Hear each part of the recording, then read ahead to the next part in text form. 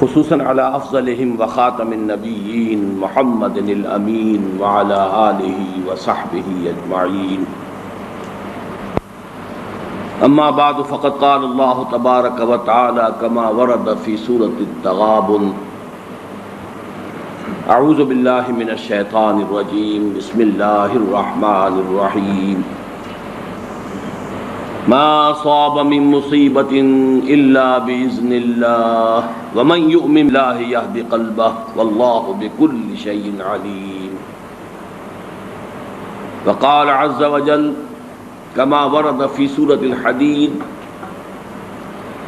ما صاب من مصیبت في الارض ولا في انفسكم الا في كتاب من قبل ان نبراها ان ذلك على الله يسير لكي لا تعصوا على ما فاتكم ولا تفرحوا بما آتاكم والله لا يحب كل مختال فخور. وقال عز وجل كما ورد في سورة الأعلى سبح اسم ربك الأعلى الذي خلق فسوى والذي قدر فهدى صدق الله العظيم. رب اشرح لي صدري ويسر لي امري واحلل عقدة من لساني يفقهوا قولي. اللهم ربنا الهمنا رشدنا واعذنا من شرور انفسنا. اللهم ارنا الحق حقا وارزقنا اتباعه وارنا الباطل باطلا وارزقنا اجتنابه. اللهم وفقنا لما تحب وترضى. آمین یا رب العالمین. حضرات، مجھے بھی اندازہ ہے کہ یہ تقدیر کے مسئلے پر ہماری بحث اس ضرورت سے زیادہ طول کھینچ گئی ہے. میں اعتراف کرتا ہوں کہ ابتداءً مجھے یہ اندازہ نہیں تھا کہ یہ بات اتنی پھیل جائے گی. تاہم جب گفتگو شروع ہوئی تو اس کے مختلف پہلو ایسے سامنے آتے چلے گئے کہ جن کے بارے میں یہ گمان ہوا کہ پورے مسئلے کو اگر میں سلجھا نہ بھی سکوں، اس لیے کہ بڑا پیچیدہ مسئلہ ہے،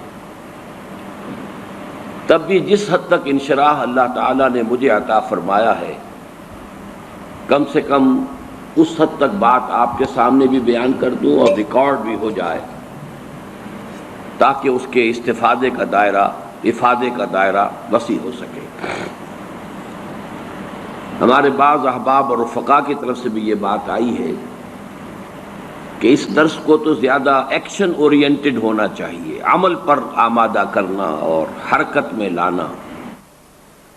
اور آپ حضرات ان میں کہ میرا اپنا مزاج تو اصلاً ہے ہی وہ، لیکن چونکہ یہ مسئلہ وہ مقطع میں آپ پڑی ہے، سخن گسترانہ بات والی بات ہے کہ میں نے شروع میں کچھ ایمانیات جو ہیں، بنیادی ایمانیات، ان پر گفتگو کا آغاز کیا، اور اس میں پھر ظاہر بات ہے کہ یہ مسئلہ بھی آ گیا. ایمان باللہ کا ایک تتمہ ضمیمہ، بلکہ میں تو کہتا ہوں اس کا ایک لب لباب ہے یہ مسئلہ تقدیر. جو مباحث آپ کے سامنے آ چکے ہیں ان کو تو میں اب دہراؤں گا نہیں. آج یہ ایک شیٹ میں تیار کرا کے لایا ہوں، اس کے حوالے سے چند چیزیں شاید آپ کو سمجھنے میں آسانی ہو. مسئلہ تقدیر، سب سے پہلے لغت اور اصطلاح کی بحث ہے. قدر عربی زبان کا یہ لفظ جو ہے یہ اسم کے طور پر بھی مستعمل ہے اور فعل کے طور پر بھی، اور اس کا صحیح ترین مفہوم اردو میں ادا کرنا مشکل ہے. انگریزی کا لفظ بہت اس کو آسانی سے واضح کرتا ہے. ویلیو، قدر، اس معنی میں اردو میں مستعمل ہے. قدر و قیمت، فلاں شے کی قدر و قیمت کیا ہے، قدر، ویلیو. اور جب فعل کی شکل میں یہ آئے گا تو ٹو ایویلیویٹ، کسی شے کی قدر کا تعین، کسی شے کی قدر و قیمت کو معین کرنا. اب یہ جب ثلاثی مجرد سے آتا ہے قدر یقدر، اس کے معنی ہوتے ہیں قادر ہونا، قابو یافتہ ہونا، کسی شے پر قابو یافتہ ہونا. اس سے اس میں فاعل قادر ہے، قادرن قابو یافتہ، قدرت رکھنے والا۔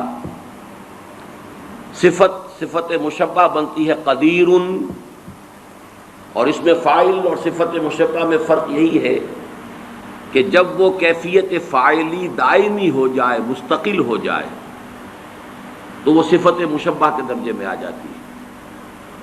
اور یہی صرف ایک نقطے کے طور پر عرض کر رہا ہوں کہ ہمارے ہاں ایک لفظ تو بہت بڑی گالی ہے، عامر۔ عامر گالی ہے، حالانکہ یہ اس میں فاعل ہے۔ امیر اسی سے صفت مشبہ ہے اور اس کو ہم اچھے سنس میں استعمال کرتے ہیں، لیکن یہ کہ وہ عامر کے جو کا مفہوم جو ہے وہ جدید جو ہمارے تصورات ہیں، حقوق انسانی اور جمہوریت اور بندوں کی گنتی کرنا، بندوں کو گنا کرتے ہیں، تولا نہیں کرتے، اس کے حوالے سے عامر کا لفظ گالی بن گیا، حالانکہ امیر در حقیقت اسی سے صفت مشبہ ہے۔ اس سے مقدار مفعال کے وزن پر اس میں اعلیٰ بنا، وہ شے جس سے تعین ہوتا ہے، مقدار کتنی ہے، 1 من ہے، 2 من ہے، 3 من ہے، اس کے حوالے سے بھی آپ کسی کی ایویلویشن میں فائدہ حاصل کرتے ہیں۔ اور پھر اس کی جمع مقادیر ہے، یہ چونکہ آج کی حدیثوں میں بھی یہ لفظ آئے گا مقادیر کا، اسے یہاں نوٹ کر لیجیے۔ اب باب تفعیل سے ہے تقدیر، قدر یقدر تقدیرا، اس کے معنی ہے کسی شے کی مقادیر کی تعیین، مقداروں کا معین کر دینا، کسی شے کے لیے اندازہ معین کر دینا، اندازہ کرنا، یہ تقدیر ہے۔ چنانچہ آج میں نے جو 4 آیات ہیں ابتدائی، بلکہ میں نے ترتیب تو یہ رکھی تھی، 1 آیت سورہ تغابن کی، پھر 2 آیتیں سورہ حدید کی، اور پھر 4 آیتیں سورۃ الاعلیٰ کی۔ لیکن اب اس وقت بیان میں وہ جو تیسرے نمبر پر بات آئی تھی وہ پہلے آ رہی ہے، اور ان میں مشترک یہ ہے کہ مسبحات شمار ہوتی ہیں، وہ بھی 5 مسبحات ہیں، حدید سے شروع ہو کر، کیوں چینج کر رہے ہو اس کو، آواز کو، پہلے ٹھیک تھی، وہ سورہ حدید سے سورہ تغابن تک مسبحات پہلی جو ہے وہاں اس مجموعے میں وہ سورہ حدید ہے، آخری تغابن ہے، اور آخری پارے میں سبح اسم ربک الاعلی، اسی پہلی آیت سے اس کا نام ہے سورۃ الاعلی۔ سبح اسم ربک الاعلی الذی خلق فسوی والذی قدر فہدی۔ اللہ تعالیٰ کے 4 افعال کا تذکرہ یہاں آ رہا ہے۔ سبح اسم ربک الاعلی، اپنے اس رب کے نام کی تسبیح کرو جو بلند و بالا ہے، سب سے اونچا ہے۔ لیکن اب اس کے بعد 4 افعال ہیں۔ الذی خلق فسوی، وہ ہستی کے جس نے پہلے پیدا کیا، پھر تسویہ کیا، اس کا تخلیق اور تسویہ۔ تخلیق کسی شے کا سٹرکچر بنا دینا، ہیولہ بنا دینا، ہیولہ سٹرکچر، اور پھر اس کے بعد تسویہ ہے اس کو سنوارنا، درست کرنا، اس کی آرائش، زیبائش، آرکیٹیکچرل ٹچز جس کو ہم کہتے ہیں۔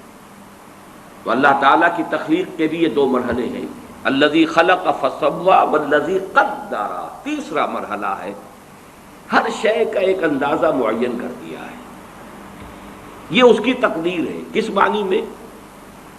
ایک تقدیر ہے نوع کی، انسان اگرچہ اشرف المخلوقات ہے لیکن اڑ نہیں سکتا،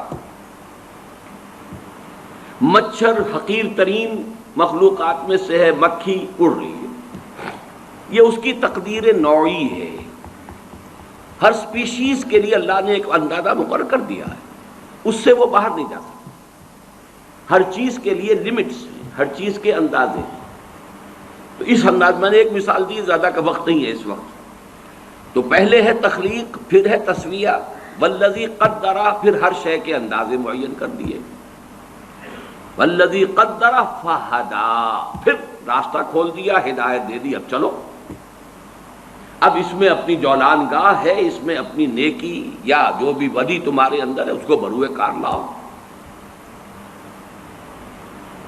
آئے یہ گوئے ہے اور یہ میدان گوئے ہے، تمہاری یہ لیمیٹیشنز ہیں، یہ شاکلہ ہے، یہ تو معین ہے، لیکن یہ ہم نے میدان کھول دیا ہے، اپنے اس شاکلہ کے اندر اندر جتنی کچھ بھی تم نیکی کما سکو کماؤ، یا جو بدی کے انبار اپنے کندھوں پر لادنے ہو لا دو۔ تو یہ چار الفاظ ذہن میں رکھیے، یہاں تقدیر قدرا، سبح اسم ربک الاعلی الذی خلق فسوی والذی قدر فہدی والذی یخرج المرعی، وہ اب آگے بات لمبی چلے گی۔ تو یہ لغت اور اصطلاح کی بحث یہاں ختم ہوئی۔ اسی کا دوسرا حصہ عقائد و کلام جو ہیں، یہ عقائد و کلام جو ہیں اس کی بھی ایک ترتیب نوٹ کر لیجئے، اور اس کے لیے بہترین شعر ہے اکبر الآبادی کا، جہاں ہستی ہوئی محدود لاکھوں پیچ پڑتے ہیں، عقیدہ عقل منطق سب کے سب آپس میں لڑتے ہیں۔ ایک ہستی لامحدود ہے اللہ کی، ایک ہستی محدود ہے، وہ محدود مائکروسکوپک بھی ہو سکتی ہے، الٹرا مائکروسکوپک بھی ہو سکتی ہے، محدود، وہ محدود کائنات بھی ہو سکتی ہے، لیکن یہ بھی لامحدود نہیں ہے۔ لامحدود ہستی صرف اللہ کی ہے، لیکن وہ ہستی لامحدود اس سے، اس کے تخلیق کے عمل سے جب محدود وجود میں آئے تو اب چکر پڑ گئے، بہت سے لاکھوں پیچ پڑتے ہیں۔ جہاں ہستی ہوئی محدود لاکھوں پیچ پڑتے ہیں۔ اب اس لامحدود کا محدود سے تعلق کیا ہے، یا اس محدود کا اس لامحدود سے تعلق کیا ہے؟ انائے صغیر اور انائے کبیر کا رابطہ کیا ہے؟ یہ ایبسولوٹ بینگ اور کنٹینجنٹ بینگ، نیسیسری بینگ اور کنٹینجنٹ بینگ، ایبسولوٹ بینگ اور لمیٹڈ بینگ، ان کا آپس میں رشتہ کیا ہے؟ خالق و مخلوق کا رشتہ کیا ہے؟ اب اس کو حل کرنے کے لیے علم کلام وجود میں لایا گیا، عقل منطق یہ ایک طرف، عقیدہ دوسری طرف، ان دونوں کو کوریلیٹ کرنے کے لیے، ان دونوں میں ہنگ آہنگی پیدا کرنے کے لیے علم کلام۔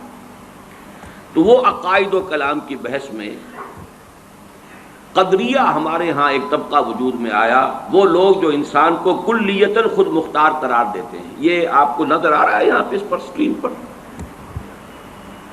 احادیث میں ان کی مذمت شدت کے ساتھ وارد ہوئی، اور یہ حدیثیں ہم پڑھ چکے ہیں۔ جبریہ وہ لوگ جو انسان کو مجبور محض قرار دیتے ہیں، اور میں آپ کو بتا چکا ہوں کہ شاعری، ادب اور جدید سائنس سب سے بڑھ کر انسان کو مجبور محض قرار دینے میں متفق ہے۔ سائنس سب سے آگے نکل گئی ہے۔ جینز ہیں بھائی تمہارے، جو تمہارے آباء و اجداد سے چلے آ رہے ہیں، تم ہو کون؟ Who are you? Nothing۔ وہ جینز تمہارے والدین سے آئے ہیں، اور پھر اس کے اوپر کوئی تھوڑے سے جو ہے غلاف چڑھ گئے تمہاری تعلیم اور تربیت اور ماحول کے، انوائرمنٹ، بس ان دونوں کے مجموعے کا نام تم ہو۔ اس مغالطے میں مبتلا نہ رہو کہ میں بھی کچھ ہوں، میں کچھ نہیں ہوں، یہ سب سراب ہے، دھوکہ ہے، کوئی حقیقت ہی نہیں۔ شاعری میں جیسا کہ میں نے آپ کو یہ شعر سنائے، اردو زبان کے چوٹی کے اشعار میں سے میر کا شعر ہے، ناحق ہم مجبوروں پر یہ تہمت ہے مختاری کی، جو چاہیں سو آپ کرے ہیں، ہم کو آپس بدنام کیا، ہم خواہ بیچ میں بدنام ہوتے ہیں، کر تو ہو ہی رہا ہے۔ اور فانی کا شعر ہے، دیکھ فانی وہ تیری تدبیر کی میت نہ ہو، ایک جنازہ جا رہا ہے دوش پر تقدیر کے۔ تو اچھی طرح سمجھ لیجئے، اس کائنات میں ایک کنٹرول اتنا چھایا ہوا ہے کہ کسی اور اختیار اور ارادے کو عقل تسلیم ہی نہیں کر سکتی، اس لیے کہ جہاں کوئی اور اختیار اور ارادہ آئے گا، اس کا مطلب یہ کہ اس بالا تر کنٹرول میں رکھنا پڑ گیا۔ جہاں وجود، کسی بھی وجود کے حقیقی ہونے کا تصور آئے گا کہ حقیقتاً کوئی شے موجود ہے، وہاں اللہ کے وجود مطلق کی نفی ہو جائے گی۔ وہی لاکھوں پیچ پڑتے ہیں والی بات ہے۔ بہرحال سائنس، ادب، فلسفہ یہ سب جبریت کی طرف لاتے ہیں، اور ہمارے جو کلامی نظریات تھے ان میں سے مرجیہ وہ ہیں کہ جنہیں بس یہ کہ کسی عذاب ثواب کا کوئی وہ نہیں ہے، کوئی عذاب کا کوئی سوال ہی نہیں، امید ہی امید ہے، اس لیے کہ جب مجبور ہے تو سزا کائے کی دے گا؟ وہ جو کچھ کر رہے ہیں ہم اس کے جبر کی وجہ سے کر رہے ہیں، سزا کا کوئی سوال نہیں۔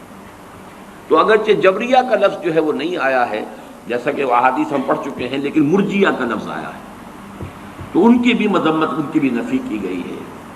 اب ان دونوں کے بین اہل سنت کا معتدل موقف کیا ہے، یہ آج الفاظ میں معین یہاں آپ کے سامنے لکھا ہوا ہے۔ انسان کو ارادے اور انتخاب کی آزادی حاصل ہے، یہ مذہب ہے جو آپ کو ایک ہستی اور شخصیت عطا کرتا ہے کہ آپ بھی کچھ ہیں۔ سائنس نفی کرتی ہے، وہ تو وہی لطیفہ وہ ملا نصر الدین کا کہ دو سیر قیمہ لے کر آئے تھے کہ ذرا کباب بنانا، اہلیہ کو دیا، خود چلے گئے کہیں کام باہر، اہلیہ کے کہیں اپنے میں کیسے رشتہ دار کو آ گئے، انہوں نے سب پکا پکو کے کھلا دیا۔ اب آئے ملا نصر الدین کہ بھائی وہ ذرا کباب بنا کے لاؤ، کہ وہ تو سب بلی کھا گئی، کہ سارا کھا گئی، سب کھا گئی۔ بلی کو پکڑ کے تولا تو وہ بھی 2 سیر، کہ اگر یہ بلی ہے تو وہ کباب کہاں ہے، اور یہ اگر کباب ہے تو بلی کہاں ہے؟ اگر قدرت کاملہ محیطہ قاہرہ هو القاہر فوق عبادہ، صرف قادر نہیں ہے، قاہر، یہ بھی لفظ شاید گالی لگے آپ کو، معاذ اللہ، قل هو القادر فوق عبادہ، قل هو القاہر فوق عبادہ، وہ قادر ہی نہیں قاہر ہے۔ اللہ کی ہستی قاہر، اس کے ساتھ کہاں رہ جائے گا ارادہ؟ تو واقعہ یہ ہے کہ مذہب اس بات کرتا نہیں تم ہو، تمہارا ایک وجود ہے، تمہارا ایک آزادی ہے، چوائس ہے، تمہارا اپنا انتخاب ہے، تمہارا اپنا اختیار ہے، کتنا ہی کم ہو ہے، اور اسی کی بنیاد پر وہ مکلف اور جواب دہ ہے۔ Is responsible and accountable. اگر آزادی نہ ہو تو اکاؤنٹیبلٹی کا سوال نہیں، رسپانسبلٹی کا سوال نہیں۔ لیکن ایک جانب اس کے کسی بھی ارادے کا پورا ہونا بالکل یا اللہ کے اذن اور اس کی توفیق و تیسیر پر منحصر ہے۔ ارادہ آپ نے کیا، اس کا پورا ہونا آپ کے اختیار میں نہیں ہے، ارادہ کر دینے کا اختیار آپ کو تھا۔ اب ظاہر بات ہے کہ اس میں نہ معلوم کتنے فیکٹرز ہوں گے، there's many a slip between the cup and the lip۔ ارادہ تو آپ نے کیا ہے، خارجی عوامل ہو سکتے ہیں، مادی عوامل ہو سکتے ہیں، کوئی شخص طاق میں بیٹھا ہوا ہے کہ آپ کا ارادہ پورا نہ ہونے دے، کوئی اور قوت ہے کہ جو رکاوٹ ڈال رہی ہے، اور سب سے اوپر یہ کہ اللہ کا اذن نہیں، اللہ کی تیسیر نہیں، اللہ کی توفیق نہیں، تو یہ وجود میں آ ہی نہیں سکتا۔ گویا انسان صرف کاسب اعمال ہے، خالق اعمال نہیں ہے۔ یہ الفاظ ہیں کہ جو اہل سنت کے اعتبار سے بہت اہم ہے۔ کسب ہے کمائی، میں نے نیکی کا ارادہ کیا، بس میری کمائی ہو گئی۔ اب نیکی کا یہ ارادہ پورا ہو، یہ اللہ کے اذن پر، تیسیر پر، تائید پر، توفیق پر، حالات کی موافقت پر، عناصر کی موافقت پر، اور یہ عناصر یہ بھی اللہ کے قبضہ قدرت میں ہے، دار و مدار اس پر ہے۔ تو اعمال کا خلق ہونا، واللہ خلقکم وما تعملون، اللہ ہی نے تمہیں بھی پیدا کیا ہے، تمہارے اعمال کو بھی پیدا کیا ہے۔ تم اپنے اعمال کے خالق نہیں ہو، لیکن چونکہ اس میں ابتدائی ارادہ تمہارا تھا، ابتدائی جو ہے چوائس تمہارا تھا، کاسب ہو گئے ہو، نیکی تم نے کما لی، یا بدی کا جو بھی ہے تمہارے اوپر وبال آ جائے گا۔ اور دوسری جانب انسان کے کسب کی جولان گاہ اس کی خلقت اور جبلت اور تعلیم و تربیت سے وجود میں آنے والے شاکرہ کے دائرے میں محدود ہے۔ یعنی آپ نے چوائس بھی کیا، اللہ کا اذن بھی آ گیا، اس سب کے باوجود اللہ نے آپ کے گرد جو ایک شاکلہ بنا رکھا ہے، آپ اس سے نہیں نکل سکیں گے، وہ شاکلہ مستقل ہے۔ اور جیسا کہ پچھلی مرتبہ میں بیان کر چکا ہوں، یہ شاکلہ جبلت سے بنا ہے، یہ حدیثیں ہم پڑھ چکے ہیں۔ الناس معادن کمعادن الذهب والفضہ، انسان بھی معدنیات کے مانند ہے، جیسے سونے کی معدنیات، سونے کی اور ہے، صاف کریں گے سونا بنے گا، اور چاندی کی معدنیات ہے، کتنا ہی صاف کر لے سونا تو نہیں بنے گا، چاندی بنے گی۔ اس اعتبار سے انسانوں کی بھی خلقت یہ جس کو فارسی میں سرشت کہیں گے اور جدید سائیکالوجی کی اصطلاح میں جبلت کہیں گے، ما جبل علیہ، حدیث کے اندر بھی الفاظ یہ ہے ما جبل علیہ، اس پر جو ہے اس سے ایک شاکلہ وجود میں آ گیا ہے، اس کی بنا پر آپ جو محنت کریں گے اس کے نتائج نکل آئیں گے۔ لیکن اب اس کا ایک نتیجہ نکلتا ہے بہت اہم۔ ایک شخص نیکی کا ارادہ ہے، فرض کیجئے ٹنوں نیکی کما لی اس نے، ایک شخص نیکی کی ارادہ کر رہا ہے شاید صرف ایک سیر نیکی کمائی ہے۔ ہماری نگاہ ظاہر بین میں وہ ایک سیر بے حقیقت ہے ٹنوں کے مقابلے میں، لیکن ہو سکتا ہے کہ جو شاکلہ تھا اس کا، اس کے اعتبار سے یہ ایک سیر جو ہے وہ بھی بہت بڑی اچیومنٹ ہو۔ اس کے اندر رکاوٹیں اتنی تھیں، اس کی جبلت کے اندر خامیاں اتنی تھیں، اس کی سرشت کے اندر رکاوٹیں اتنی تھیں، struggling and struggling and struggling hard, تب کہیں جا کر وہ ایک سیر اس نے جو ہے وہ کمائی کی ہے نیکی کی۔ اور ایک وہ ہے کہ جس کی جبلت میں، جس کی سرشت میں، جس کی خلقت میں آسانیاں تھیں، موجود تھیں، وہ ٹنوں بھی لے گیا ہے، تو ہو سکتا ہے اللہ کی میزان میں وہ ایک سیر ٹنوں کے مقابلے میں زیادہ وزنی ہو۔ یہ ہے نہایت پر امید بات۔ پہلا جو ہے وہ پر امید معاملہ کیا ہے کہ ہم ہیں، ہماری نفی نہیں ہے، میرا چوائس، میری مرضی، میری پسند، اس کو بھی اول دخل ہے۔ دوسرا، میری رسپانسبلٹی جو ہے اللہ کے ہاں وہ اس مقدار پر نہیں ہوگی، بلکہ میرے شاکلہ کے اعتبار سے مجھے ایسس کیا جائے۔ اس کو 5 مرتبہ، میں پچھلی مرتبہ وہ 5 آیات آپ کو سنا چکا ہوں۔ لا یکلف اللہ نفسا الا وسعها، اللہ کسی جان کو اس کی وسعت سے زیادہ رسپانسبل، اکاؤنٹیبل نہیں ٹھہرائے گا۔ اور اللہ کا یہ بڑا، یوں سمجھیے کہ سپر کمپیوٹر جو ہے، وہ سپریم کمپیوٹر اللہ کا، اس کا ہم تصور نہیں کر سکتے۔ ہر انسان کا شاکلہ، اس میں کیا تھا، گیون کیا تھا، جینز کیا تھے، ماحول کے کیا اثرات ہوئے، اس سے شاکلہ کیا بنا، اب اس میں اس نے کیا کمائی کی۔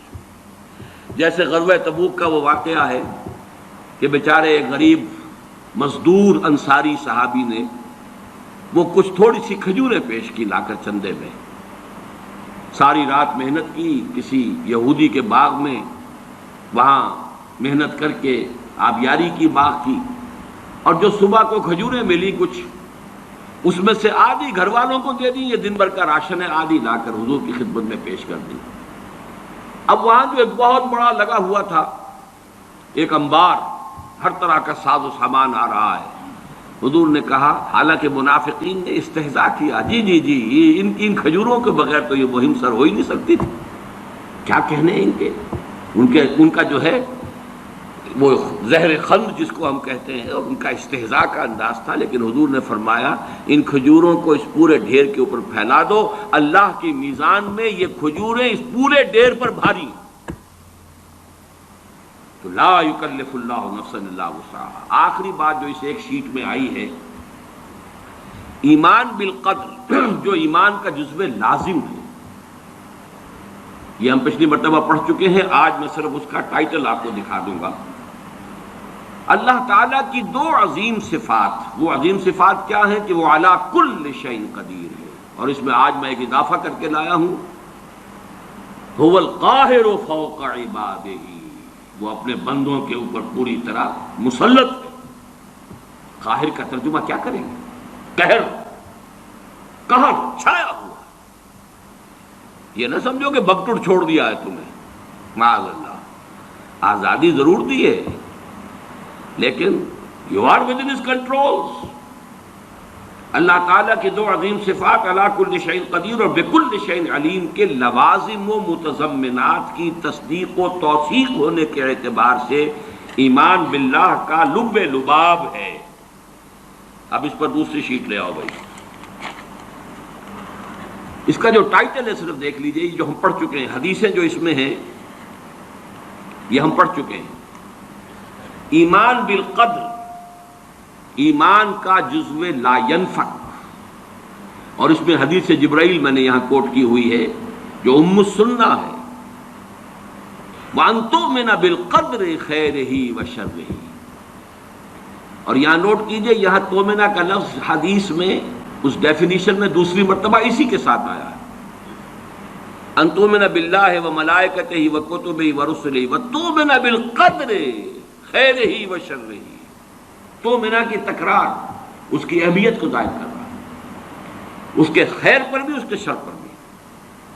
تو پہلی بات تو یہ نوٹ کیجئے، یہ ایمان کا جزو لازم ہے، خیرہ و شرہ من اللہ تعالی۔ یہ جو بھی پھر وہ ایمان مفصل ہم نے یاد کیا تھا بچپن میں، خوش نصیب ہے وہ جنہیں بچپن میں یاد کرایا گیا، اور بہرحال ہینڈی کیپڈ ہے، میں بد نصیب تو نہیں کہتا، ہینڈی کیپڈ ہیں وہ لوگ جنہیں بچپن میں یہ چیزیں یاد نہیں کرائی گئی۔ بہرحال جب بھی اس کی تلافی کریں۔ آمنت باللہ و ملائکتہ و کتبہ و رسلہ والیوم الآخر والقدر خیرہ و شرہ من اللہ تعالی والبعث بعد الموت۔ لیکن اس پر بحث و تمہیز کی اجازت نہیں ہے، مسئلہ اتنا الجھا ہوا ہے، اتنا ہی الجھا ہوا ہے جتنا کہ وجود کا مسئلہ ہے، وحدت الوجود اور وحدت الشہود، اور یہ مسئلہ لا ینحل، اس لیے کہ ایک وجود مطلق ہے، ایک وجود لامحدود ہے، ایک وجود محدود ہے، ایک حادث ہے، ایک ازلی ہے، ابدی ہے، دائم ہے، قائم ہے، ایک حادث ہے اور فانی ہے۔ کیا ریلیشن شپ ہے بٹوین دی ٹو؟ اسی طرح کا معاملہ، لیکن اس خیر ہی، اس پر بحث کرنے کی اجازت نہیں ہے۔ وہ حدیثیں ہم پڑھ چکے ہیں، یہ میں نے شیٹس تیار کروا لی ہیں، یعنی جو مشکات المصابیح کتاب ہے اس میں جو 46 احادیث ہیں اس باب میں، ان میں نے ایک کا اضافہ کیا ہے کہ جو باب العلم میں سے میں نے لی ہے، پھر ان کو میں نے مختلف تقسیم کر دیا ہے عنوانات کے اعتبار سے، ورنہ واقعہ یہ کہ جب خود میں نے پڑھنا شروع کیا، میں پچھلی مرتبہ بھی اعتراف کر چکا ہوں کہ ایک دفعہ تو میں گم ہو کر رہ گیا تھا، لیکن جب میں نے مختلف موضوعات کی احادیث کو علیحدہ علیحدہ کر کے دیکھا تو بات کھلتی چلی گئی۔ یہ میں نہیں کہہ سکتا کہ بالکل سلجھ گئی، لیکن بہت حد تک ڈور سلجھ گئی، اور وہی میں کوشش کر رہا ہوں کہ آپ تک بھی منتقل کروں۔ تو ایمان بالقدر ایمان کا جزو لا ینفک ہے، وَأَن تُؤْمِنَ بِالْقَدْرِ خَيْرِهِ وَشَرِّهِ، یہ حدیث جبرائیل کے الفاظ ہیں، رواہ مسلم عن عمر بن الخطاب رضی اللہ عنہ۔ لیکن اس پر بحث و تمیز کی اجازت نہیں۔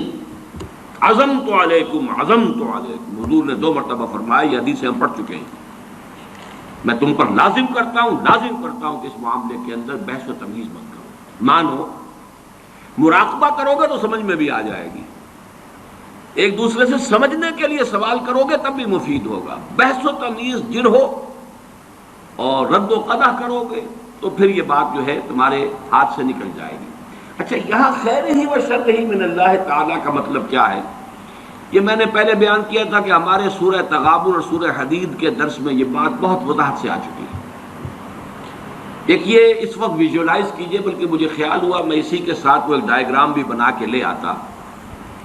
آپ مجھے کو سامنے رکھیے، میں ایک انسان ہوں، مکلف ہوں اللہ کے ہاں، جواب دہ ہوں، رسپانسیبل ہوں، اکاؤنٹیبل ہوں۔ کچھ چیزیں مجھ پر وارد ہوتی ہیں، کوئی مصیبت آ گئی، کوئی تکلیف آ گئی، کوئی بیماری آ گئی، کوئی نقصان ہو گیا، کچھ ہو گیا۔ اب نوٹ کرنا چاہیے کہ اس کے کچھ اسباب ہوں گے، مادی اسباب ہیں یا کچھ اور لوگ ہیں، کسی نے میرے گھر کو فرض کیجئے کہ کوئی نقصان پہنچانا چاہا ہے، اس نے کام کیا ہے، کسی نے مجھے اٹھا کے پتھر دے مارا ہے، تو یہ سارے فیکٹرز ہیں، لیکن یہ شے بالفعل مجھ پر نہیں وارد ہو سکتی اگر اللہ کا اذن نہ ہو۔ لاکھ سارے اسباب و وسائل ہوں اور لاکھ ساری دنیا ہو، ایک حدیث میں الفاظ آتے ہیں کہ اگر جان لے حضرت عبداللہ ابن عباس، اعلم ان الامت لو اجتمعت، کہ اگر پوری قوم جمع ہو جائے کہ تمہیں کوئی فائدہ پہنچا دے، نہیں پہنچا سکتی مگر اس بات کا جو اللہ نے تمہارے لیے طے کر دیا، اور اگر پوری قوم مجتمع ہو جائے تمہیں کوئی نقصان پہنچا دے، نہیں پہنچا سکتی۔ تو یہ اسباب و وسائل جو مجھ پر آ رہے ہیں، ان میں جو ہے فیصلہ کنشے اذن رب ہے۔ تو میں یہ بھی کہہ سکتا ہوں مجھ پر یہ اس کی لائی ہوئی مصیبت آ گئی، اور یہ بھی کہہ سکتا ہوں کہ اللہ کی طرف سے مجھ پر آیا، وہ خیر ہو یا شر ہو، بالقدر خیر ہی و شر ہی۔ بھلائی کسی نے کرنی چاہیے، اس کا مجھے احسان ماننا چاہیے، اس کا مجھے شکریہ ادا کرنا چاہیے، کوئی بدلہ دے سکتا ہوں تو دینا چاہیے، یہ دنیا کا معاملہ ہوگا۔ اسی طرح کسی نے مجھے نقصان پہنچایا، میں قصاص لے سکتا ہوں، قانونی طور پر مجھے اس کا حق حاصل ہے، لیکن یہ جان لیجئے کہ یہ اچھائی یا بھلائی مجھ تک نہیں آ سکتی تھی بغیر اذن رب۔ تو اذن رب شامل ہو گیا نا، تو میں اس کو شامل کر رہا ہوں، والقدر خیرہ و شرہ من اللہ تعالی۔ دوسری طرف میں کچھ کام کرنا چاہتا ہوں، اچھا یا برا جو بھی ہے، یا کوئی میرا منصوبہ ہے بہت بڑا۔ اب اس میں ایک تو میرا ارادہ ہے جو میرے اندر سے نکلا، ہزارہ عناصر ہوں گے کہ جو اس کے اندر انوالو ہوں گے، بہت سے مادی وسائل اس کے لیے درکار ہوں گے، اسباب نہ ہو جمع تو یہ کیسے کام شروع ہو سکتا ہے؟ اسباب کرے جمع، خدا ہی کا یہ کام۔ یہ عزم تیرا، یہ مجھے الفاظ پھر یاد آ گئے، وہ یہ اکبر الہ آبادی کے، یہ میرے دروس میں یہ اشعار بہت آئے ہیں، اب کچھ ذہن سے اوجل ہو گئے۔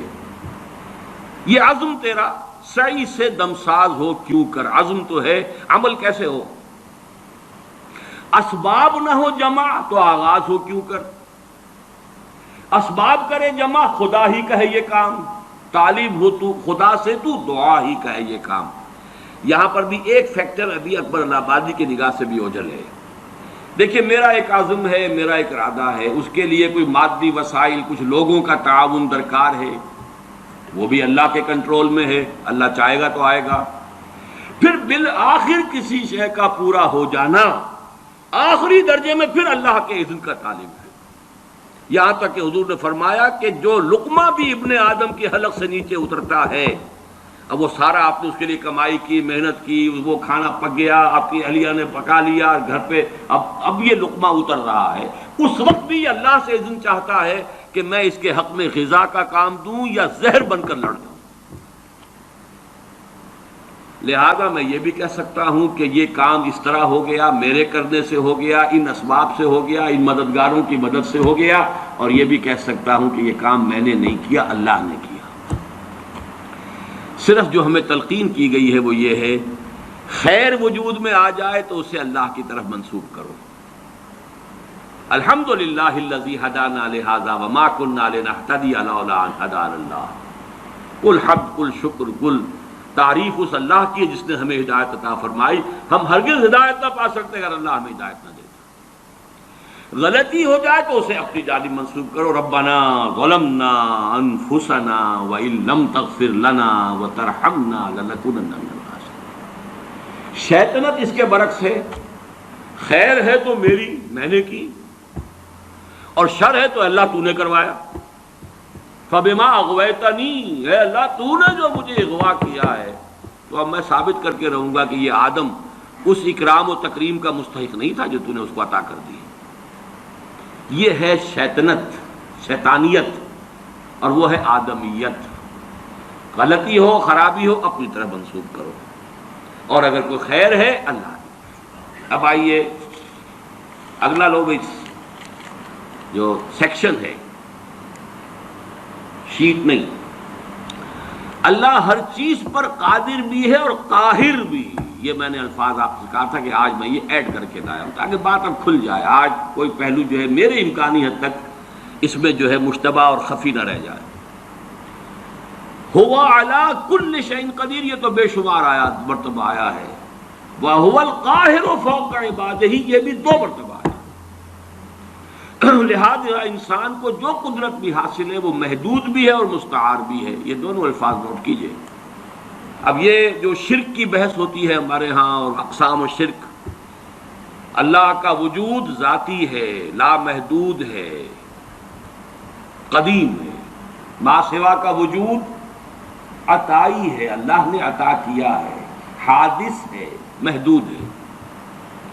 اسی طرح جو قدرت ہمارے پاس ہے وہ ہماری اپنی نہیں ہے، عطائی ہے اللہ کی، اور لامحدود نہیں، محدود ہے، مستعار ہے، محدود ہے، اور حادث ہے۔ اور اللہ کی قدرت و قہر کے تابع بھی ہے، اور انسان کی مطلق خود مختاری کا تصور بہت بڑی گمراہی ہے۔ یہ قدریہ کی نفی پر احادیث جو ہیں یہ ہم پچھلی مرتبہ پڑھ چکے ہیں، یہ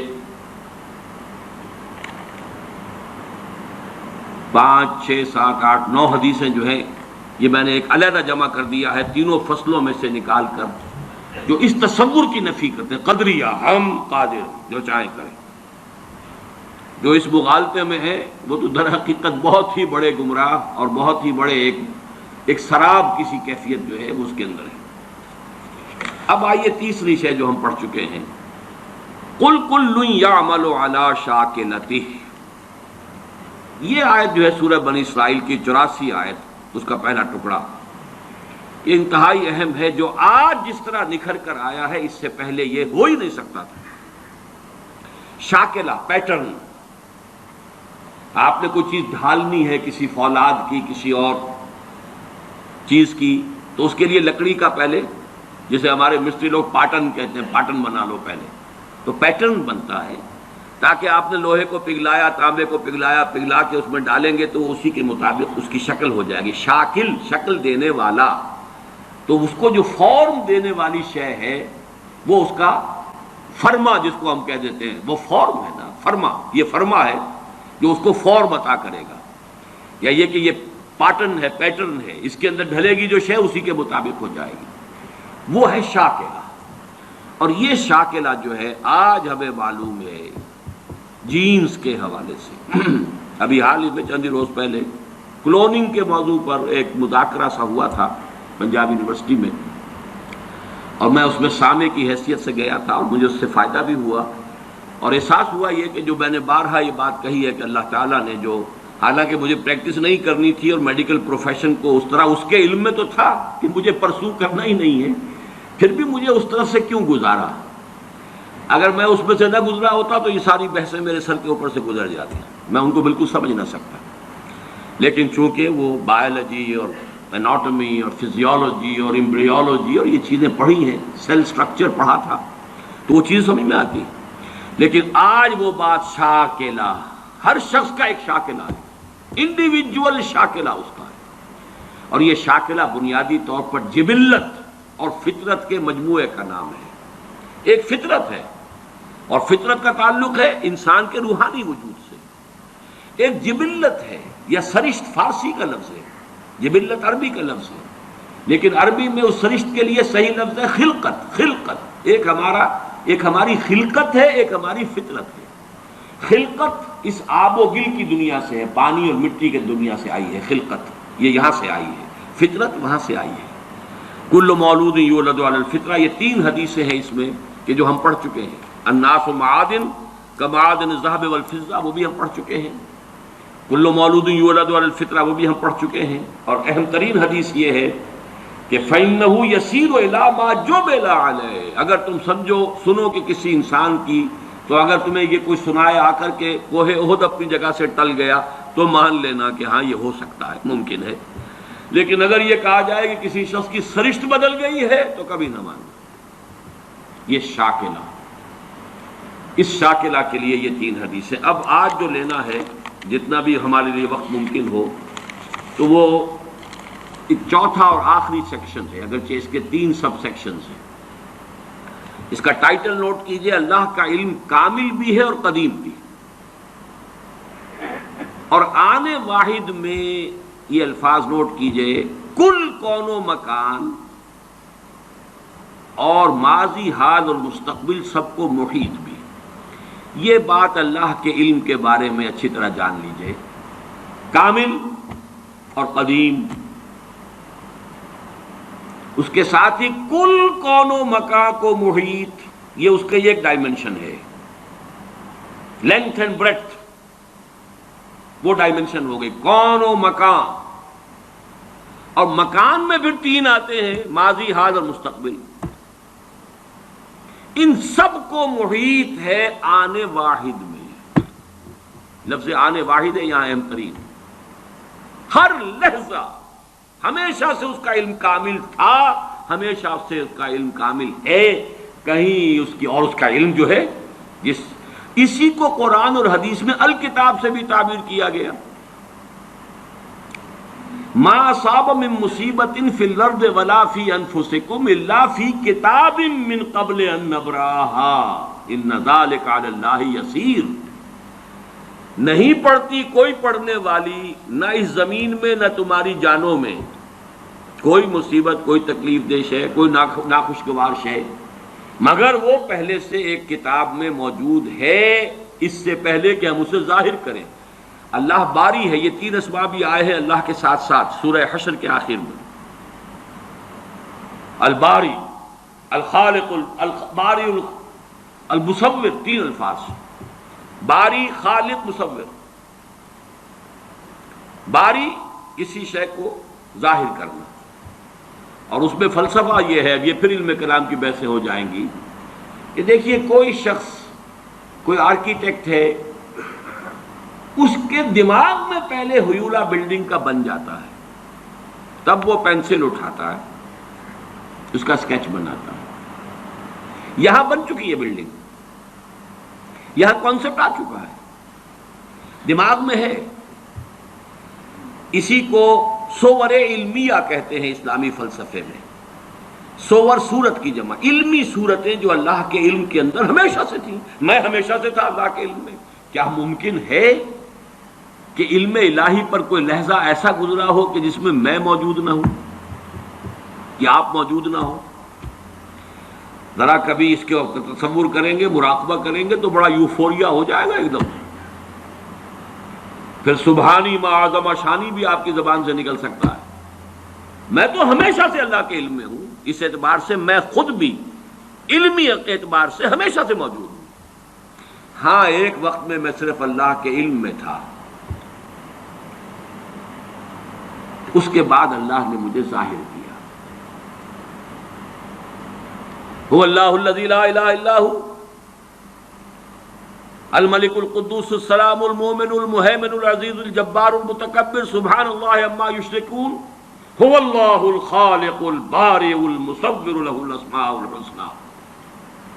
تخلیق ذہنی پہلے ہے، وہ تخلیق ذہن میں بنتی، علم الہی میں صور علمیہ کی شکل میں موجود تھی، اب باری، برا، اس کو ظاہر کیا، اس کو نمایاں کیا، وہ باہر آیا، اور اب اس کو تصویر کی شکل عطا کی گئی۔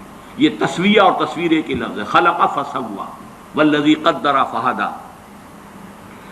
تو اس الکتاب میں جو کچھ لکھا ہوا موجود ہے، اس میں درج کوئی شے غلط نہیں ہو سکتی۔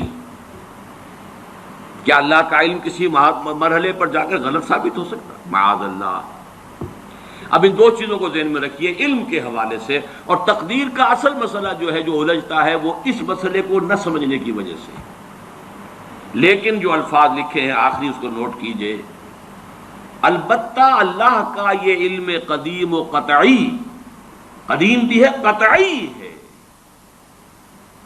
پری نالج، جبر محض، یعنی پری ڈیسٹینیشن، یہ فیٹلزم جس کو کہتے ہیں، فیٹلزم، ہر چیز پہلے سے طے ہے، متعین ہے، طے ہے، اور ہمارے ہاتھ میں کچھ نہیں، ہم کچھ نہیں کر سکتے، یہ اس کی نفی، یہ دونوں چیزیں لازم و ملزوم نہیں ہے، کوئی مستلزم نہیں ہے۔ پری نالج اور شے ہے، پری ڈیسٹینیشن اور شے ہے۔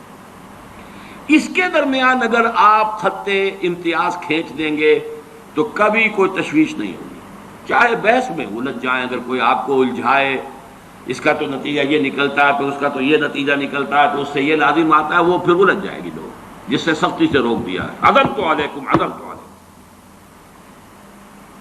اب ہذا امرت ام لہذا ارسلت۔ دیکھیے نوٹ کیسے، الفاظ کیسے، کیا میں اس کام کے لیے بھیجا گیا ہوں؟ لیکن یہ کہ بات سمجھ میں آتی ہے اگر اس میں یہ حد فاصل قائم کر دیا جائے، اللہ کا علم قدیم و قطعی یہ پری نالج ہے، لیکن یہ پری ڈیسٹینیشن یا فیٹلزم جس کو ہم کہتے ہیں اس کو مستلزم نہیں ہے، ان دونوں کے درمیان رشتہ علیحدہ کر دیجیے۔ اس کے حوالے سے آج کچھ حدیثیں پڑھیں گے، جتنی بھی آج پڑھی جا سکے۔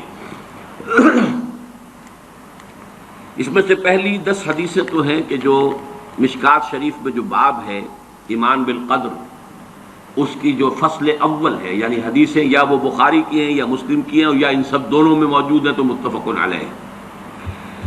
عن عبداللہ ابن عمرو رضی اللہ تعالی عنہما، عبداللہ ابن عمرو بن العاص رضی اللہ تعالی عنہما سے مروی ہے، قال، وہ فرماتے ہیں قال رسول اللہ صلی اللہ علیہ وسلم کتب اللہ مقادیر الخلائق قبل ان يخلق السماوات والارض ب50,000 سنہ۔ قال وکان عرشہ علی الماء رواہ مسلم.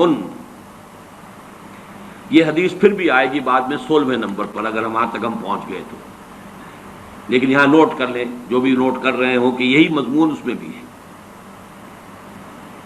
حضرت عبداللہ ابن عمر فرماتے ہیں کہ اللہ تعالیٰ نے آسمانوں اور زمین کی تخلیق سے 50,000 سال قبل تمام مقادیر لکھ دی تھی.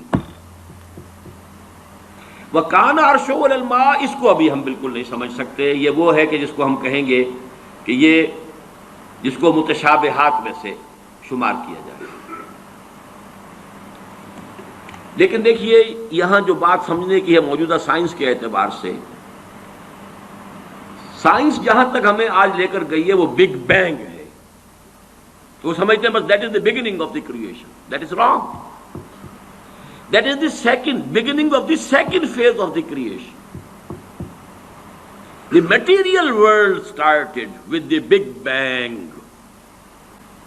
اس سے پہلے spiritual world، عالم ارواح، عالم امر کہیں، عالم ارواح کہیں، جو کل کا کل نورانی تھا. ارواح انسانیہ، ارواح ملائکہ، ملائکہ تو خود ہے ہی مجسم ارواح، یہ موجود تھی اور وہ نورانی ہے.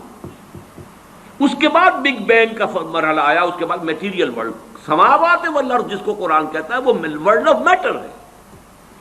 تو ورلڈ آف میٹر کی کریشن کے آغاز سے 50,000 سال قبل اس میٹر، ورلڈ آف میٹر کی ساری میٹیریلز اور اس کی کوانٹیٹیز اللہ نے معین کر دی تھی. یہ اور بات بالکل واضح ہے. اللہ کی قدرت، اس کی خلاقی، اس کی قہاری، اس کا یہ منطقی تقاضا ہے، اس کا علم محیط، وہ ڈیزائن پورا اس کا بن چکا ہوا تھا تبھی تو اس نے بنایا ہے. اس کے اندر تمام مقادیر معین تھی. اسی لیے میں نے کہا تھا یہ مقادیر کا لفظ جو ہم نے آج پہلی شیٹ جو آپ نے دیکھی تھی، مقدار قدر ہی سے بنا ہے، یہ اس میں اعلیٰ اور اس کی جمع مقادیر ہے. دوسری حدیث وعن ابن عمر رضی اللہ تعالی عنہما قال قال رسول اللہ صلی اللہ علیہ وسلم کل شیء بقدر حتی العجز والکیس. ہر شے، حضرت عبداللہ ابن عمر رضی اللہ تعالی عنہما فرماتے ہیں کہ حضور نے ارشاد فرمایا کہ ہر شے ایک اندازے کے مطابق معین ہو چکی ہے، یہاں تک کہ کسی کا عاجز ہو جانا. اب عجز کے مختلف پہلو ہوتے ہیں. عجز یہ ہے، بزدلی کو بھی عاجزی کہا جائے گا.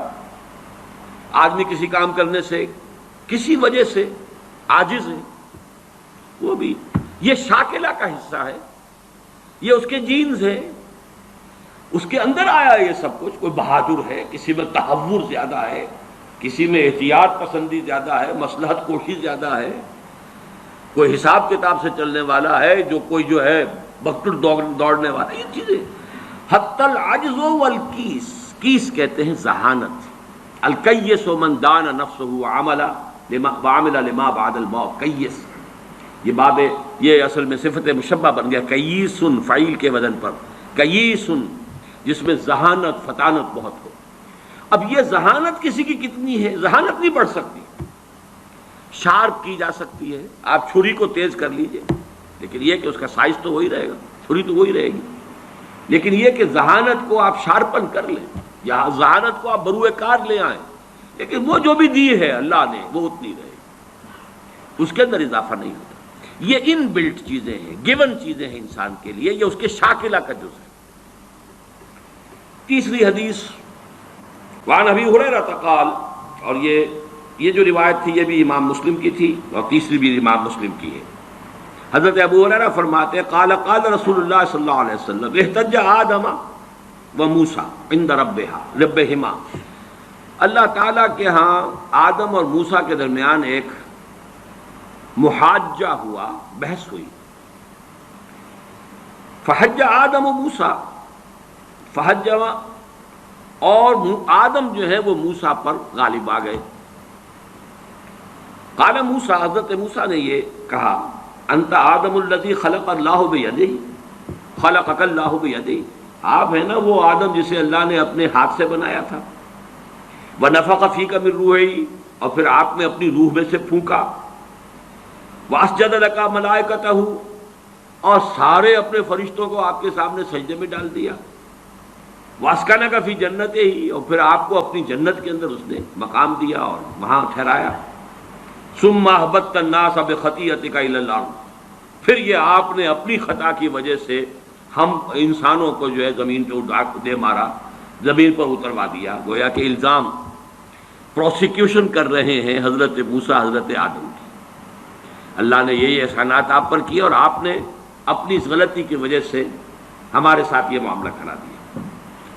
قال آدم، اب حضرت آدم کی باری آئی، انت موسیٰ الذی اصطفاک اللہ برسالتہ و بکلامہ، آپ وہی موسیٰ ہیں نا جنہیں اللہ نے چنا رسالت کے لیے اور اپنے کلام کے لیے۔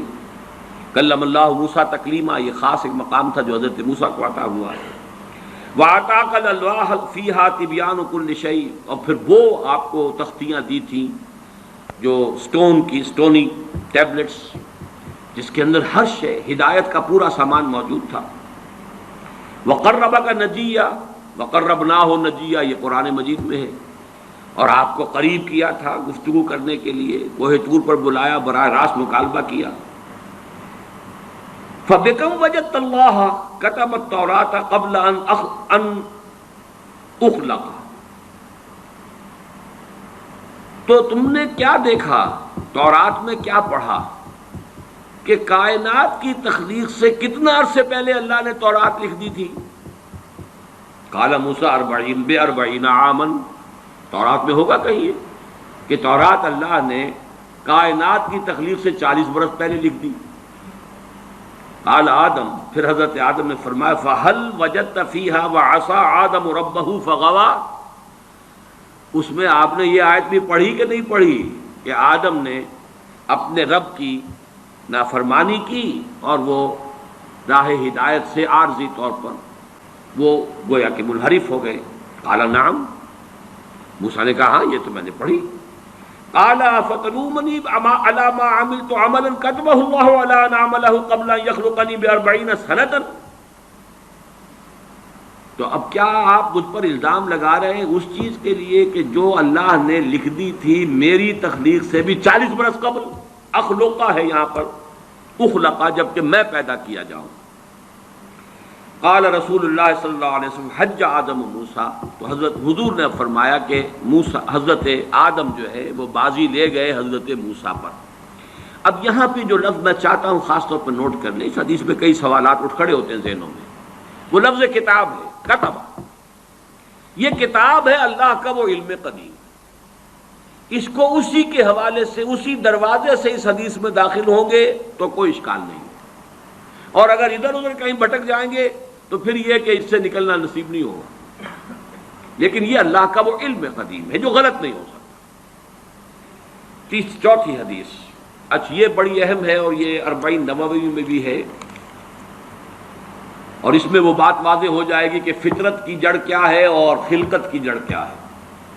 وعن ابن مسعود رضی اللہ تعالی عنہ، حضرت عبداللہ ابن مسعود سے مروی ہے، قال حدثنا رسول اللہ صلی اللہ علیہ وسلم وهو الصادق المصدوق، وہ فرماتے ہیں کہ ہمیں بتایا اللہ کے رسول صلی اللہ علیہ وسلم نے، اور نوٹ کرو وہ صادق ہیں مصدوق ہیں، صادق ہیں سچے ہیں، مصدوق ہیں کہ ان کی سچائی پر خود اللہ گواہ ہے۔ اچھا یہ کیوں کہنے کی ضرورت پیش آئی؟ کسی عام طور پہ شک میرے علم میں تو نہیں کہ کسی اور حدیث سے پہلے یہ الفاظ ہوں، اس لیے کہ اس میں جو امور آ رہے ہیں وہ عام ذہن انسانی اس کو ذرا قبول کرنے سے تھوڑا سا ہچکچاتا ہے، رکتا ہے، تو اس لیے ایمفیسائز کیا ہے وَهُوَ الصَّادِقُ الْمَصْدُوقُ۔ وہ کیا بتایا حضور نے؟ اَنَّ خَلْقَ أَحَدِكُمْ يُجْمَعُ فِي بَطْنِ أُمِّهِ 40 يَوْمًا، تم میں سے ہر شخص کی خلقت اس کے ماں کے پیٹ میں 40 دن ہوتی ہے، نطفتن، 40 یوما نطفتن، وَيَكُونُ عَلَقَةً مِثْلَ ذَلِكَ، اسی طریقے سے پھر وہ علقہ کی صورت میں ہوتی ہے، ثُمَّ يَكُونُ مُضْغَةً مِثْلَ ذَلِكَ، پھر اتنا ہی عرصہ اس کا مضغہ کی ایک سٹیج ہے، ثُمَّ يَبْعَثُ اللَّهُ إِلَيْهِ مَلَكًا ب4 کلمات، پھر اس کو اللہ تعالیٰ اس کے پاس بھیجتا ہے، یعنی یہ 120 دن 4 مہینے، اس کے بعد نفخ روح ہوتی ہے، اور اس نفخ روح کے ساتھ ہی وہ جو علم الہی کی کتاب قدیم ہے اس میں جو اس شخص کا کھاتا ہے پرٹیکولر، اس کا پرسنل لیجر جو ہے، وہ اس کی پوری کاپی جو ہے وہ وہاں پر درج کر دی جاتی ہے۔ تو اللہ تعالیٰ بھیجتا ہے، یا یہیں سے بعض فقہا نے یہ مسئلہ نکالا ہے کہ 120 دن تک 4 مہینے تک جو جنین ہوتا ہے رحم مادر میں، اس پر انسان کا اطلاق نہیں ہو سکتا۔ وہ حیوان انسان تو ہے صرف، ابھی انسان نہیں ہے۔ انسان اس وقت مکمل ہوگا جب روح پھونکی جائے گی، اور وہ 120 دن کے بعد ہے۔ ثم یبعث اللہ الیہ ملکا، پھر اللہ تعالیٰ بھیجتا ہے اس کی جانب ایک فرشتے کو، باربع کلمات، 4 باتوں کے ساتھ، فیکتب لہ، اب یہاں پہ کتاب کے لفظ کو پھر نوٹ کر دیجئے، میں سمجھتا ہوں بڑا مناسب لفظ زبان پر آ گیا کہ وہ جو ایک بڑا وہ سپریم کمپیوٹر ہے، اس میں جو بھی کھاتا ہے پرسنل اس شخص کا، اس انڈیویجول کا، جو فلاں تاریخ کو فلاں جگہ پر وہ 120 دن کا جنین بن جائے گا، اس کا کھاتا وہاں سے لا کر منتقل کر دیا جاتا ہے، اور یہ ہمارے وجود میں پیوست کر دیا جاتا ہے۔ یہ بھی نوٹ کریں، یہ سورہ بنی اسرائیل میں ہے، سورہ بنی اسرائیل میں جہاں شاکلہ کا لفظ آیا آخر میں جا کر، شروع میں یہ بھی ہے کہ ہر شخص کا وہ جو نامہ اعمال ہے وہ اس کی گردن میں کہیں کوئی جگہ ہے، کوئی مائکروسکوپی بھی کوئی الٹرا مائکروسکوپک ہوگی کہ جس کے اندر وہ فی عنقہ ونخرج لہ یوم القیامۃ کتابا یلقاہ منشورا وکل انسان الزمناہ طائرہ فی عنقہ وَنُخْرِجُ لَهُ يَوْمَ الْقِيَامَةِ كِتَابًا يَلْقَاهُ مَنشُورًا۔ تو یہ کہیں وہ ہے کھاتا، جیسے کہ دل میں روح ہے جسے ہم نہیں جانتے، وہ ہمارے ڈسیکشن میں، ہمارے مطالعے میں، ہمارے جو حواس مادی ہیں ان کے گرفت میں نہیں آتی ہے۔ اسی طریقے سے گردن میں کہیں انسان کے کوئی شے ہے کہ جہاں پر کہ وہ ہمارا وہ کھاتا جو ہے اس مکمل کتاب الہی، وہ جو اس کا علم الہی جو قدیم ہے اور قطعی ہے، اس سے اس کی پرسنل جو ہے وہ کھاتا وہ آ کے یہاں پہ درج کیا جاتا ہے۔ باربع کلمات فیکتب عملہ، یہ بھی لکھ دیتا ہے اس کا عمل کیا ہوگا۔ یہ وہی علم ہے، اللہ کا علم، یہ کیا کرے گا۔ واجلہ، اور اس کی مدت دنیا میں کتنی ہے وہ بھی طے ہو جائے گی، یہاں رہنا کتنا ہے، 60 برس یا 60 دن یا 60 گھنٹے، یہ سب طے ہو جائے گا۔ ورزقہ، ملنا اسے کیا ہے، وشقی اور سعید، یہ بھی کہ بالآخر یہ شقی رہے گا یا سعید رہے گا، شقی بدبخت نتیجے کے اعتبار سے، یا یہ کہ سعید ہوگا صاحب سعادت کامیاب۔ ثم ينفخ فیہ الروح، اچھا نوٹ کیجئے، یہ جو اس کا پرسنل لیجر جو ہے، اس کی کاپی جو اس کے اندر لتھی کر دی گئی ہے، چپکا دی گئی ہے، کہیں انسرٹ کر دی گئی ہے، یہ نفخ روح سے پہلے ہے۔ ثم ينفخ فیہ الروح، وہ فرشتہ، اس لیے کہ اس کا سارا تعلق جو ہے اس باڈی سے، اس کی یہ ساری جو بھی شاکلہ ہے وہ اس باڈی سے متعلق ہے۔ روح فطرت ہے، وہ بعد میں آ رہی ہے، وہ تو بعد میں اس کو دی جا رہی ہے، اس کی وہ آزاد شخصیت، آزاد چوائس، وہ اس فطرت کی بنا پر ہے۔ ثم ينفخ فیہ الروح، پھر وہ فرشتہ اس میں روح پھونک دیتا ہے۔ فوالذی لا الہ غیرہ،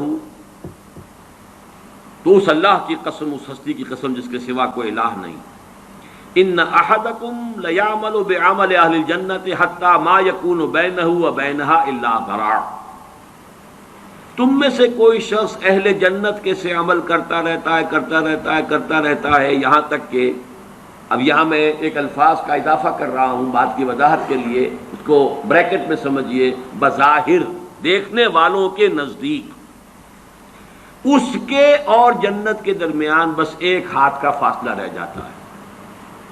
فَيَسْبِقُ عَلَيْهِ الْكِتَابُ، کہ اس پر پھر وہ جو نوشتہ تھا، اس میں تو لکھا تھا شقی، پھر اچانک اس کی زندگی میں انقلاب آتا ہے، اور اس کے اوپر وہ نوشتہ جو ہے اللہ کا علم الہی کا جو غلط نہیں ہو سکتا، اس کا ظہور ہوتا ہے فَيَعْمَلُ بِعَمَلِ أَهْلِ النَّارِ يَدْخُلُهَا، پھر وہ جہنمیوں کے سے کام کرنے شروع کر دیتا ہے اور اس میں داخل ہو جاتا ہے۔ ابھی میرا خیال ہے کہ سال 1.5 سال یا 2 سال ہو گئے ہیں، ہماری جو تنظیم اسلامی آزاد کشمیر کو ہم نے ایک علیحدہ حلقہ آٹونومس بنایا ہے، اس کے جو امیر ہیں سید مظفر حسین ندوی، بہت بڑی بزرگ شخصیت ہیں، بڑی علمی شخصیت ہیں، انہوں نے وہاں کی ایک بڑی سیاسی شخصیت سے یہ بات کہی۔ انہوں نے مجھے خود بتایا کہ کچھ لوگ تو ہوتے ہیں کہ جن کی جوانی اور اس کے بعد کے دن بڑے برے گزرتے ہیں آوارگی میں، پھر رفتہ رفتہ بڑھاپے کے آس پاس آ کے پھر وہ کچھ نیکی کی طرف مائل، توبہ تلہ کر کے پھر وہ کچھ اچھے راستے پہ آ جاتے ہیں۔ کچھ لوگ الٹے ہوتے ہیں کہ وہ پہلے بڑے نیک، بہت صالح، بہت اچھے، بہت محتاط، بہت متقی، لیکن یہ کہ آخری عمر میں آ کے تو ان کا حال جو ہے بدل جاتا ہے اور پھر وہ بالکل مختلف شخص بن جاتے ہیں، اور ان دوسروں میں سے آپ بھی ایک ہیں۔ اور یہ ایک بہت بڑی شخصیت آزاد کشمیر کی، جن سے یہ کہا سید مظفر حسین ندوی، اس لیے کہ وہاں ان کا ایک بڑا اونچا مقام ہے، وہ تعلیمات دینی کا جو پورا محکمہ ہے اس کے بھی انچارج رہے ہیں، اور بھی ندوے کے فارغ التحصیل ہیں۔ مولانا علی میاں اور مولانا مسعود عالم ندوی مرحوم، ان دونوں کے نہایت چہیتے شاگرد ہیں۔ بہرحال یہ اسی طرح کا فنومینن ہے جو اس حدیث میں آ رہا ہے، وَإِنَّ أَحَدَكُمْ لَيَعْمَلُ بِعَمَلِ أَهْلِ النَّارِ، اور تم میں سے کسی شخص کا معاملہ یہ بھی ہو سکتا ہے کہ وہ عمل کرتا ہے اور کرتا رہتا ہے جہنمیوں کے سے، حتیٰ ما یکون بینہ و بینہا الا ذراع، یہاں تک کہ اس کے اور جہنم کے درمیان دیکھنے والوں کو نظر یہ آ رہا ہے کہ یہ تو اب پاؤں لٹکائے بیٹھا ہے گور میں اور ابھی تک اس کے لچھن بدلے نہیں ہیں۔ فیسبق علیہ الکتاب، لیکن وہ نوشتہ اللہ کا، وہ جو ایک علم خدا بندی کے اعتبار سے وہ تو شقی تھا یا سعید تھا، فیعمل بعمل اہل الجنۃ فیدخلھا، تو وہ اب اہل جنت کے سے کام کرتا ہے اور جنت میں داخل ہوتا ہے۔ یہی حدیث جو ہے آگے چل کر اسی مضمون کی حدیث نمبر 17 میں بھی آئے گی، اسی مجموعے کے اندر، اگر ہم وہاں تک پہنچ گئے۔ اب یہ حدیث جو ہے اس اعتبار سے متفق علیہ، پہلی حدیث آئی ہے متفق علیہ اس باب میں۔ پہلی 3 حدیثیں جو ہیں وہ 3 پڑھی ہیں، کتنی پڑھی ہم نے پہلے؟ 1 2 3، یہ چوتھی حدیث ہے اور یہ ہے متفق علیہ، باقی 3 کی 3 صرف صحیح مسلم کی تھی، اور بڑی عظیم حدیث ہے، بہت عظیم حدیث۔ ایک تو فطرت اور جبلت یہاں واضح ہو گئی، ایک سرشتے خلقت ہے انسان کی، ایک فطرت ہے، فطرت ہے، اس کا تعلق اس کا روح ملکوتی سے، وہ روح ہے، ثم ينفخ فیہ الروح، روح پھونکتا ہے اس میں۔ اس سے پہلے 120 دن کا جو یہ جنین ہے، جو امبریو ہے اور وہ لیونگ ہے، اس کے اندر لائف کے تمام جو بھی اوصاف ہے وہ موجود ہے، وہ تو پہلے دن سے ہے۔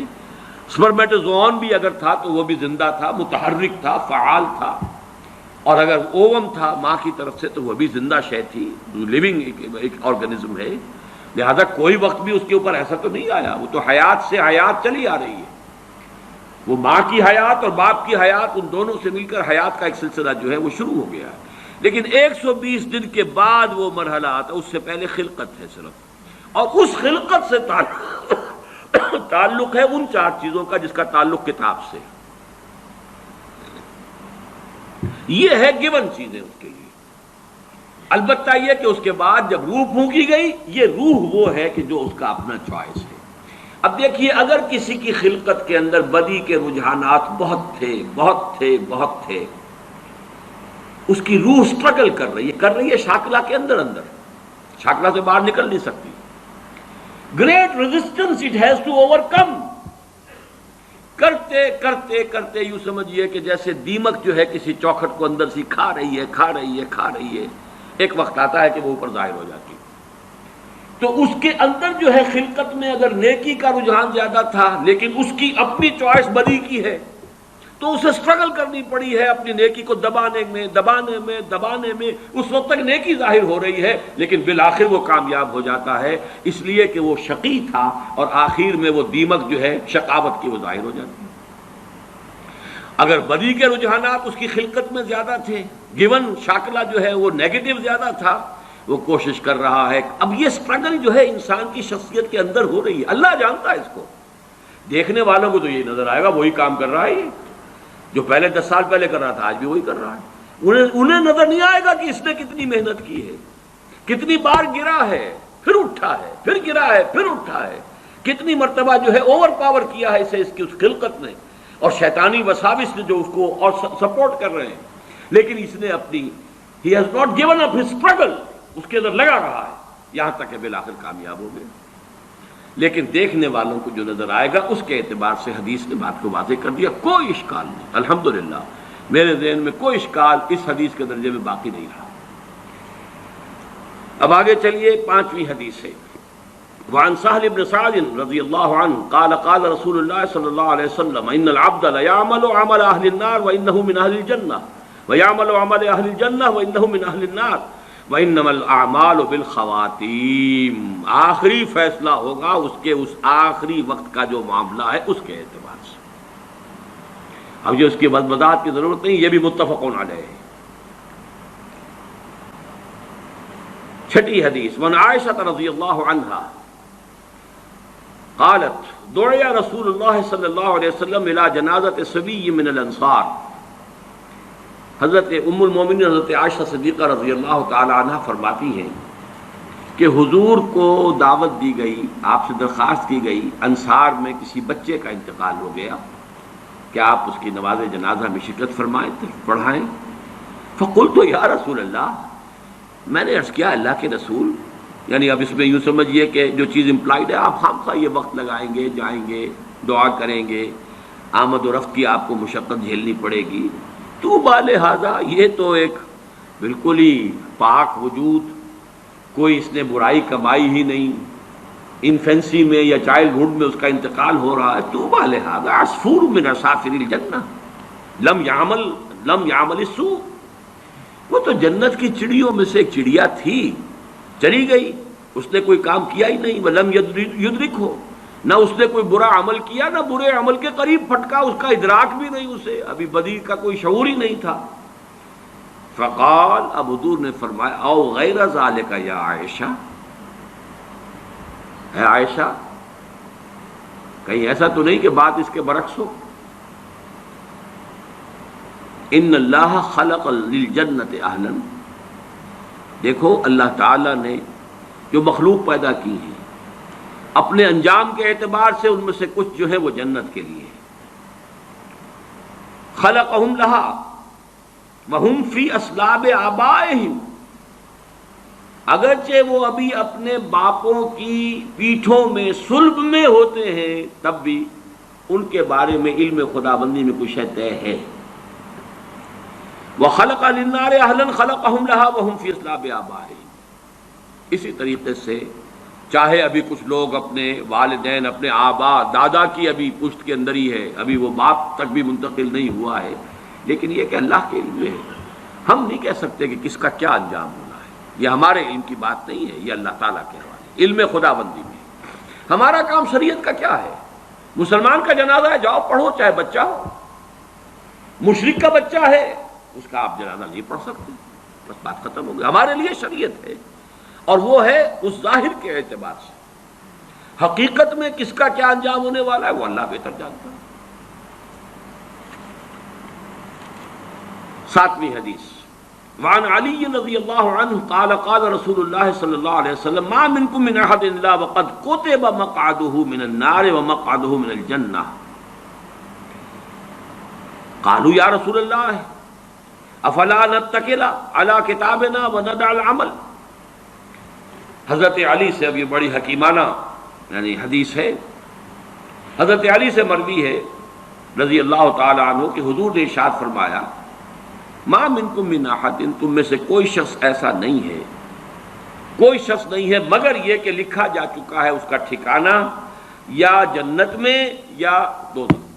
یعنی اللہ کے علم میں طے، اللہ کے علم میں معلوم ہے. محنت کرو گے، کوشش کرو گے، لیکن یہ کہ جو انجام ہے وہ اللہ کے علم میں ہے، کتاب میں. من قبل ان نبراہا، وہ تو اس علم الہی کی جو کتاب ہے، ام الکتاب، اس کتاب کے اندر سے جو بھی ہے وہ در حقیقت وہ اس کا ظہور ہوگا. بالآخر. تو لوگوں نے کہا قالوا یا رسول اللہ، اب یہ جو نتیجہ نکلتا ہے نوٹ کیجئے، افلا نتکل علی کتابنا ونضع العمل، تو کیا پھر ہم توکل نہ کریں، بھروسہ نہ کریں اپنی کتاب پر، جو بھی لکھا ہوا ہے وہ تو ہونا ہی ہے، پھر عمل چھوڑ دیں.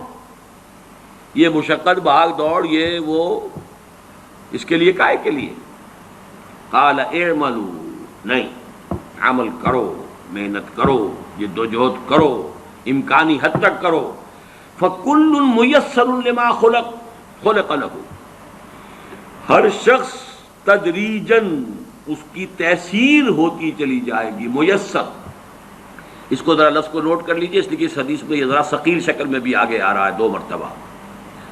یسر کہتے ہیں آسانی کو، عسر کہتے ہیں تنگی کو. فلم عسر والیسر، جن حضرات نے بیعت کی ہے تنظیم اسلامی میں شامل ہوتے ہوئے، وہ ان الفاظ سے خوب واقف ہیں. فی العسر والیسر، اطاعت کریں گے عسر میں بھی یسر میں بھی. اب یسر سے باب تفعیل تیسیر، یسرا یسر تیسیراً، کسی شے کو میسر کر دینا، آسان کر دینا، سہج سہج پہنچا دینا.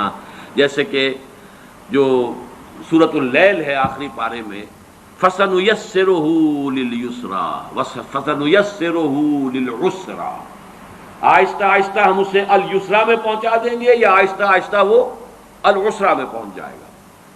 تو کل میسر لما خلق له، ہر ایک جو بھی اس کتاب کے اندر درج ہے اس کے مطابق اس کی تیسیر اور توفیق ہو جائے گی. اما من کان من اہل السعادۃ فسیسر لعمل السعادہ، تو جس کا اللہ تعالیٰ کے اس علم میں سعادت کا ہے انجام، وہ سعادت کے لیے آسان کیا جائے گا، اس کے لیے سعادت اور نیکی کے راستے کھول دیے جائیں گے، کھلتے چلے جائیں گے. وَأَمَّا مَنْ كَانَ مِنْ أَهْلِ الشَّقَاوَةِ شَقِيٌّ وَسَعِيدٌ، یہ ہم اس حدیث میں پڑھ چکے ہیں متفق علیہ میں، یہ بھی لکھ دیا جاتا ہے. تو فرمایا فَسَيُيَسَّرُ لِعَمَلِ الشَّقَاوَةِ ثُمَّ قَرَأَ فَأَمَّا مَنْ أَعْطَى وَاتَّقَى وَصَدَّقَ بِالْحُسْنَى فَسَنُيَسِّرُهُ لِلْيُسْرَى. اب یہاں دیکھیے آیت جو کوٹ کی ہے آپ نے، وہ بالکل وہی ہے. 4 شرطیں پہلے انسان پوری کرتا ہے، 3 کم سے کم 3 آتے.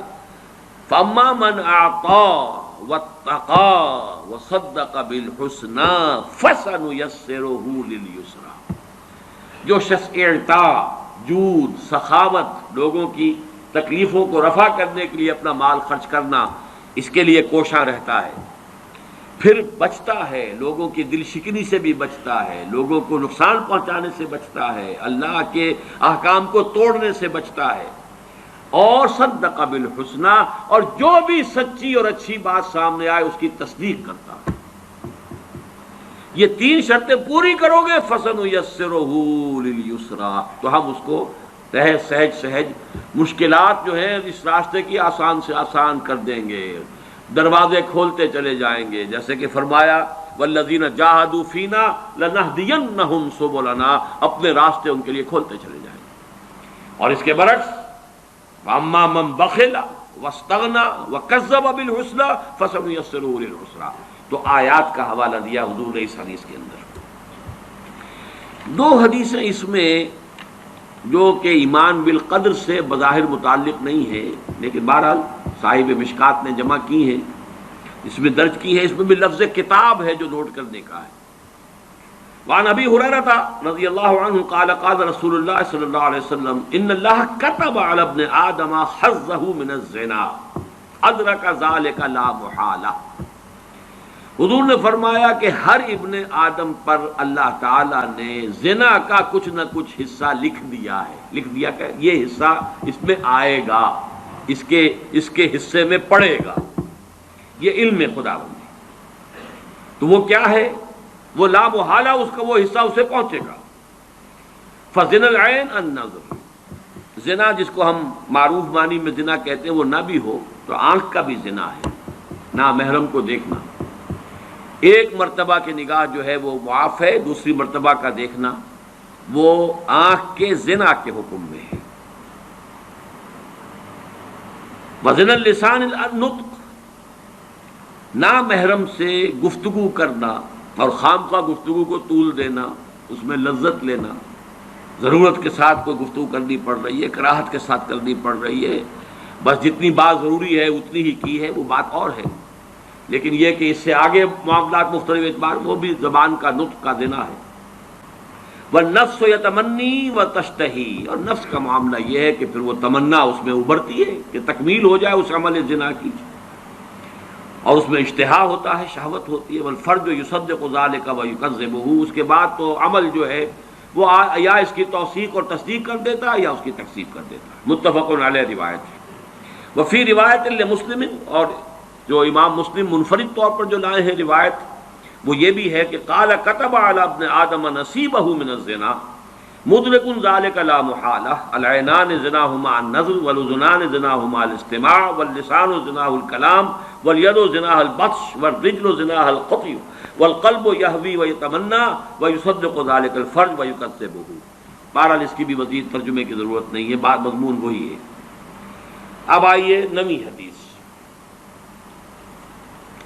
وعن عمران بن حسین رضی اللہ عنہ ان رجلین من مزینۃ قالا، حضرت عمران بن حسین کہتے ہیں رضی اللہ تعالی عنہ کہ بنو مزینہ کے دو شخص آئے حضور کی خدمت میں، انہوں نے بات کہی، یا رسول اللہ، اے اللہ کے رسول، ارأیت ما یعمل الناس اليوم ویقدحون فیہ، کیا آپ کی رائے ہے یہ لوگ جو آج کام کرتے ہیں، عمل کرتے ہیں، بھاگ دوڑ کرتے ہیں، جہاد کرتے ہیں، انفاق کرتے ہیں، قدح قادح الی ربک قدحا فملاقیہ، یہ آخری پارے میں جو آیت آئی ہے وہ قدح، مشقت جھیلنا. تو یہ جو انسان مشقت کرتا ہے، اب اس کے بارے میں آپ کیا فرماتے ہیں؟ اشیء قضی علیہ، کیا یہ کوئی ایسی شے ہے جو ان کے بارے میں پہلے سے طے شدہ ہے؟ وَمَضَىٰ فِيهِمْ قَدَرٌ سَبَقَ، اور یہ کہ کوئی قدر جو ہے، تقدیر پہلے ہی سے طے پا چکی ہے ان کے بارے میں. أَوْ فِيمَا يَسْتَقْبِلُونَ بِهِ مِمَّا أَتَاهُمْ بِهِ نَبِيُّهُمْ وَثَبَتَتِ الْحُجَّةُ عَلَيْهِمْ، یا یہ کہ جو بھی مستقبل میں آنے والا ہے، جن میں کہ کوئی نبی ان کے پاس کوئی پیغام لے کر آتا ہے، ان پر حجت قائم ہو جاتی ہے، یہ چیزیں جو ہیں ان کا کیا آپس میں ربط اور تعلق ہے؟ فقال، حضور نے فرمایا، لا بل شیء قضی علیہم ومضی فیہم والتصدیق ذلک فی کتاب اللہ عز وجل ونفس وما سواها فالہمها فجورها وتقواها. حضور نے فرمایا، اور یہاں پر پھر میں کہوں گا کہ اس سے مراد صرف وہ علم الہی ہے کہ اس میں وہ شے طے شدہ ہے کہ کسی شخص کو کیا کرنا ہے، کیا کرے گا، لیکن اس سے اس کے آزاد ارادے اور اس کے چوائس کی نفی مطلق انفر کرنا درست نہیں ہے. وعن ابی ہریرہ، 10ویں حدیث، حضرت ابو ہریرہ سے مروی ہے رضی اللہ تعالی عنہ، قال قلت یا رسول اللہ، وہ فرماتے ہیں کہ میں نے عرض کیا اللہ کے رسول، انی رجل شاب، میں ایک جوان شخص ہوں. اور ظاہر بات ہے کہ اصحاب صفہ میں سے تھے، نکاح کرنا، گھر گرہستی یہ ان کے لیے ممکن ہی نہیں تھا. وَأَنَا أَخَافُ عَلَىٰ نَفْسِ الْعَنَةَ، اور مجھے اپنے بارے میں خوف ہے، کہیں میرا قدم پھسل نہ جائے، کوئی غلط حرکت نہ کر بیٹھوں، آخر جوان انسان ہوں، جوان مرد ہوں، تو میری جو بھی طبیعت کا تقاضا ہے. وَلَا أَجِدُ مَا أَتَزَوَّجُ بِهِ النِّسَاءَ، میرے پاس تو کوئی وہ مال نہیں ہے، وہ وسائل نہیں ہے کہ میں نکاح کر سکوں. كَأَنَّهُ يَسْتَأْذِنُهُ فِي الْاخْتِصَامِ، اگرچہ وہ الفاظ تو حضرت ابو ہریرہ نے استعمال کیے، لیکن یہ کہ جو اندیا اس سے ظاہر ہوا وہ یہ تھا کہ وہ یہ اجازت چاہتے تھے کہ میں اپنی مردمی کو ختم کر لوں، خصی ہو جاؤں، میں اپنے اس تقاضے ہی کو ختم کر لوں. قال فسکت عنی، تو حضرت ابو ہریرہ فرماتے ہیں کہ جب میں نے یہ بات کہی تو حضور خاموش رہے. ثم قلت مثل ذلك، میں نے پھر وہی بات دہرائی، فسکت عنی، پھر بھی حضور خاموش رہے. ثم قلت مثل ذلك، پھر میں نے تیسری مرتبہ بات کہی، حضور فسکت عنی، پھر آپ پھر بھی خاموش رہے. ثم قلت مثل ذلك، چوتھی مرتبہ جب میں نے یہ بات کہی، فقال النبی صلی اللہ علیہ وسلم، تو حضور نے ارشاد فرمایا، یا ابا ہریرہ جف القلم بما انت لاقٍ فاقتص علی ذلک اوزر، رواہ البخاری رحمہ اللہ۔ یہ صحیح بخاری کی روایت ہے، حضور نے فرمایا ابو ذر قلم خشک ہو چکا لکھ کر، وہی کتاب وہ اگلی آیت اگلی حدیث میں آ بھی رہا ہے، جو پہلی حدیث تھی مقادیر لکھ دیے تھے اللہ نے 500 برس پہلے کائنات کی تخلیق سے، جف القلم، قلم لکھ کر خشک ہو چکا، بما انت لاق، جو بھی کچھ ہونا ہے وہ تو ہوگا، فاختص علی ذلک اوزر، اب یہ تمہاری مرضی ہے، تم چاہو جو کہنا چاہ رہے ہو وہ کرو یا نہ کرو۔ یعنی یہ کہ فرض کیجئے کہ تم نے یہ قدم اٹھا بھی لیا تو کوئی اور پرورشن کسی اور نوعیت کی، کوئی اور خرابی، اگر وہی ہے تو صرف یہ کہ آنکھ ہی کا زنا کرتے رہو گے۔ اگر تم قابو نہیں کر سکتے اپنے اوپر، تو اگر تم نے وہ زنا کا وہ جو عمل ہے اس سے اپنے آپ کو معذور کر بھی لیا، تو آنکھ کا زنا، کان کا زنا، زبان کا زنا، یہ چلتے رہیں گے، تو وہ سب مل کر بھی تو کچھ بہت بڑی شے بن سکتی ہے۔ تو اصل شے تو یہ کہ کنٹرول کرو، باقی جو ہونا ہے وہ اللہ کے علم میں ہے، البتہ تمہارا حساب تمہارے اس اسٹرگل کے اوپر ہوگا جو تم نے کی۔ اللہ جانتا ہے کہ تمہارے لیے کیا موانع تھے، کیا مشکلات تھے، ظاہری تھے، خارجی تھے، باطنی تھے، داخلی تھے، کیا کیا رکاوٹیں تھیں، اور کسی شخص کے لیے پاک دامنی کے لیے کتنی سہولتیں تھیں۔ 4 بیویاں رکھتے ہوئے بھی اگر کسی نے زنا کیا تو معلوم ہوا کہ اس کی شقاوت جو ہے وہ اس انتہا کو پہنچ گئی کہ جس کے لیے کوئی اب عذر نہیں۔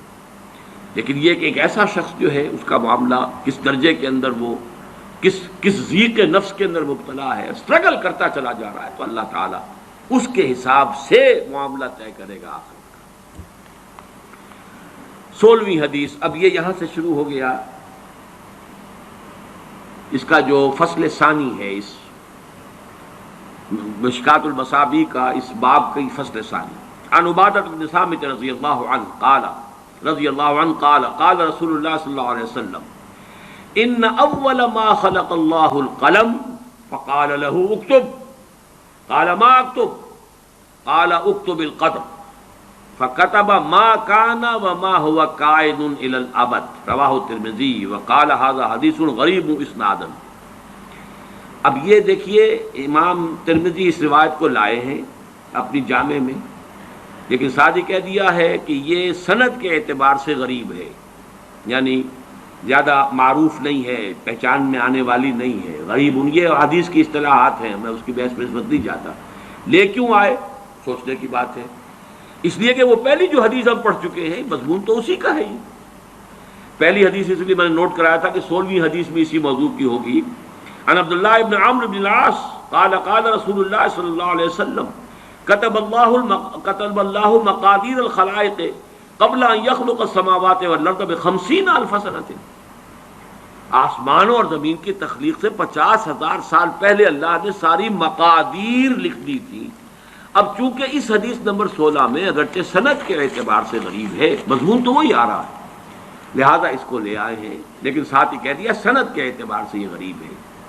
حضرت عبادہ ابن صامت فرماتے ہیں کہ اللہ تعالیٰ نے، کہ حضور نے ارشاد فرمایا کہ پہلی چیز جو اللہ نے پیدا فرمائی وہ قلم تھا۔ اب اس قلم سے مراد کوئی مادی قلم نہیں ہے، ابھی مادی کائنات کی تو ابتدا ہی نہیں ہوئی، جیسے کہ ہم نہیں جانتے عرش کی حقیقت کیا ہے، کرسی کی حقیقت کیا ہے، قلم کی حقیقت کیا ہے، اس اعتبار سے یہ ان متشابہات میں شامل ہوگا۔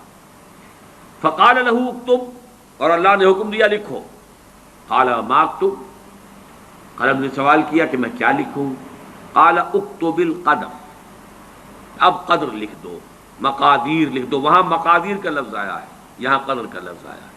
اس کے سمجھنے میں دقت ہو سکتی ہے، مقادیر کے سمجھنے میں بات بالکل واضح تھی، اسی لیے میں نے شروع کی لغت کی بحث میں اس کو خاص طور پر نوٹ کروایا تھا۔ اکتب القدر فکتب، تو اس نے لکھ دیا، ما کان وما ہوا کائن الی الابد، جو کچھ آج تک ہوا ہے وہ بھی لکھ دیا تھا، اور جو کچھ ابد تک ہونے والا ہے وہ بھی لکھ دیا۔ وعن مسلم بن يسار رضی اللہ عنہ قال سئل عمر بن الخطاب رضی اللہ عنہ عن هذه الآية وَإِذْ أَخَذَ رَبُّكَ مِنْ بَنِي آدَمَ مِنْ ظُهُورِهِمْ ذُرِّيَّتَهُمْ الآية، یہ سورہ اعراف کی جو آیت ہے کہ یاد کرو جب کہ اے نبی آپ کے رب نے تمام بنی آدم کی پیٹھوں سے ان کی ساری نسلیں نکال لی تھیں. واشهدهم علی انفسہم الست بربکم قالوا بلی، وہ آیت اپنے ذہن میں لے آئیے. تو حضرت مسلم بن یسار فرماتے ہیں کہ حضرت عمر بن الخطاب رضی اللہ تعالی عنہ سے اس آیت کے بارے میں سوال کیا گیا. ذرا اس کی وضاحت فرمائیے. قال عمر، حضرت عمر رضی اللہ تعالی عنہ نے جواب دیا، سمعت رسول اللہ صلی اللہ علیہ وسلم یسأل عنها، میں نے سنا تھا کہ حضور سے بھی اسی آیت کے بارے میں سوال کیا گیا تھا. فقال، آپ نے فرمایا، ان اللہ خلق آدم. اب دیکھیے قرآن مجید کی آیت کے الفاظ زیادہ مشکل ہیں، حدیث میں ان کو کی تسہیل ہو گئی ہے. وہاں الفاظ ہیں ذریتہم، گویا کہ آدم کی ذریت پہلے وجود میں آ گئی ہے، پھر ان کی پیٹھوں سے اللہ نے نسل آدم پوری نکالی ہے. یہاں حدیث نے اس کو واضح کر دیا، آسان کر دیا. ان اللہ خلق آدم، اللہ نے آدم کو پیدا فرمایا. ثم مسح ظہرہ بیمینہ، پھر اللہ نے اپنے داہنے ہاتھ سے ان کی پیٹھ پر مسح کیا، پھیرا اپنا ہاتھ. فاستخرج منہ ذریۃ، تو اس میں سے کچھ اولاد جو تھی ذریت آدم جو آنی ہے ابد تک، اس میں سے کچھ کو نکال دیا. فقال خلقت هؤلاء للجنہ، فرمایا یہ وہ لوگ ہیں، یہ جنت کے لیے، میں نے ان کو پیدا کیا جنت کے لیے. ثم مسح ظہرہ بیمینہ، ثم ظہر،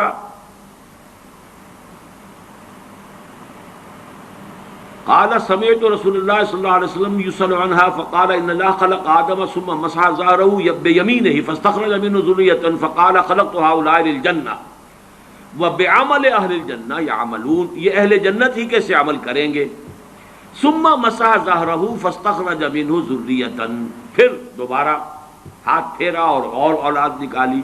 فقال خلقت هؤلاء للنار وبعمل اہل النار یعملون، یہ جہنمی ہے اور یہ جہنمیوں کے سے عمل کریں گے. فقال رجل ففیم العمل، اب سوال پیدا ہو گیا. ایک شخص نے حضور سے سوال کیا. ابتداءً سوال حضرت عمر سے کیا گیا، جو کہ مسلم ابن یسار بیان کر رہے ہیں. حضرت عمر نے فرمایا، میں جواباً تمہیں وہ بات بتا رہا ہوں جو حضور نے خود فرمائی صلی اللہ علیہ وسلم. تو لوگوں نے پوچھا، فقال رجل ففیم العمل یا رسول اللہ، تو اللہ کے رسول پھر عمل کس کام کے لیے، کس لیے؟ فقال رسول اللہ صلی اللہ علیہ وسلم ان اللہ اذا خلق العبد للجنۃ استعملہ بعمل اہل الجنۃ حتی یموت علی عمل من اعمال اہل الجنۃ فیدخلہ بہ الجنہ. اللہ تعالیٰ نے جس کو جنت کے لیے بنایا ہے، اس کو جنت ہی کے کام کرنے کے لیے اس کے لیے سہولت پیدا کرتا ہے، یہاں تک کہ وہ اسی پر اس کا انتقال ہو جاتا ہے، اس میں اسے داخل کر دیتا ہے. وَإِذَا خَلَقَ الْعَبْدَ لِلنَّارِ، اور جب کسی کو بندے کو بنایا ہے آگ کے لیے، استعملہ بعمل اہل النار حتی یموت علی عمل من اعمال اہل النار فیدخلہ بہ النار. رواہ مالک والترمذی وابو داؤد. اب اس حدیث کو ہم پڑھیں گے اس لفظ کے ساتھ جو تیسیر کا ہم پہلے پڑھ چکے ہیں، جو متفق علیہ روایت میں آتی تھی، میسر ہو جانا. جو لوگ یہ کام کریں گے ان کی یہ تحسیر ہو جائے گی، جو لوگ یہ کام کریں گے ان کی وہ تحسیر ہو جائے گی. حدیث نمبر 18، وعن عبداللہ ابن عمرو رضی اللہ تعالی عنہما قال خرج رسول اللہ صلی اللہ علیہ وسلم فیہ وفی یدیہ کتابان. حضرت عبداللہ ابن عمرو ابن العاص رضی اللہ تعالی عنہما فرماتے ہیں، ان سے روایت کیا گیا کہ حضور ایک مرتبہ برآمد ہوئے، تشریف لائے، اور آپ کے دونوں ہاتھوں میں 2 کتابیں، 2 رجسٹر، 2 کاپیاں جو بھی کہیں وہ تھے. فقال اتدرون ما هذان الکتابان، تو حضور نے پوچھا صحابہ سے، جانتے ہو کہ یہ کیا ہے یہ رجسٹر؟ قلنا لا یا رسول اللہ الا ان تخبرنا، سب نے کہا نہیں حضور، اے اللہ کے رسول، ہم نہیں جانتے الا یہ کہ آپ خود ہمیں بتا دیں، آپ ہمیں باخبر کر دیں. الا ان تخبرنا. فقال الذی فی یدہ الیمنی، تو اب آپ نے فرمایا جو آپ کے داہنے ہاتھ میں تھی، ھذا کتاب من رب العالمین، یہ ہے وہ نوشتہ تمہارے رب کی طرف سے، تمام جہانوں کے پروردگار کی جانب سے. فیہ اسماء اہل الجنہ، اس میں جو بھی لوگ انتہا کا جو درجہ ہے، آخری اپنی عاقبت کے اعتبار سے جنت میں جانے والے ہیں ان کے نام درج ہیں۔ پھر یہاں نوٹ کر لیجیے، وہی کتاب، وہی علم خدا بندی جو ازلی ہے، قدیم ہے، اور اس کی کا جو بھی علم خدا بندی ہے وہ قطعی ہے، اس میں کوئی غلطی ثابت نہیں ہو سکتی۔ واسماء آبائہم وقبائلہم، اور ان کے آباء و اجداد کے شجرہ نسب بھی ہیں، ان کے قبیلوں کا بھی۔ ثم اجمل علی آخرہم، اور پھر یہ کہ آخری انسان تک کا نام اس میں درج ہو چکا ہے، جو بھی اہل جنت ہوں گے۔ فلا یزاد فیہم ولا ینقص منہم ابدا، اب اس میں نہ کسی کا اضافہ ہوگا اور نہ کسی کی کمی ہوگی۔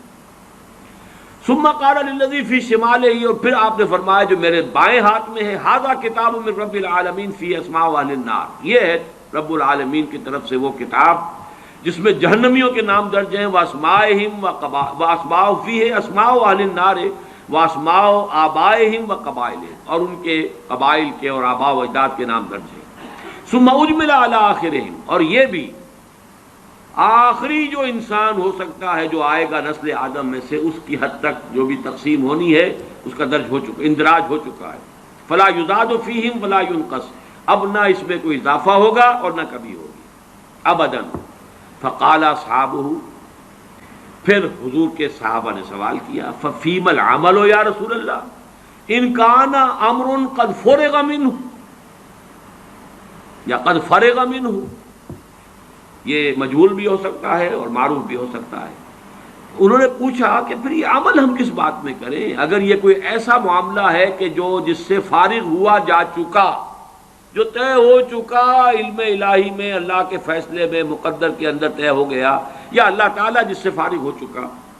فقال صددوا وقاربوا، دو الفاظ بڑے اہم ہیں، سیدھے کرنے کی کوشش کرتے رہو، سددوا، سداد کہتے ہیں سیدھا کرنا، تو سیدھا راستہ کرنے کی کوشش کرتے رہو۔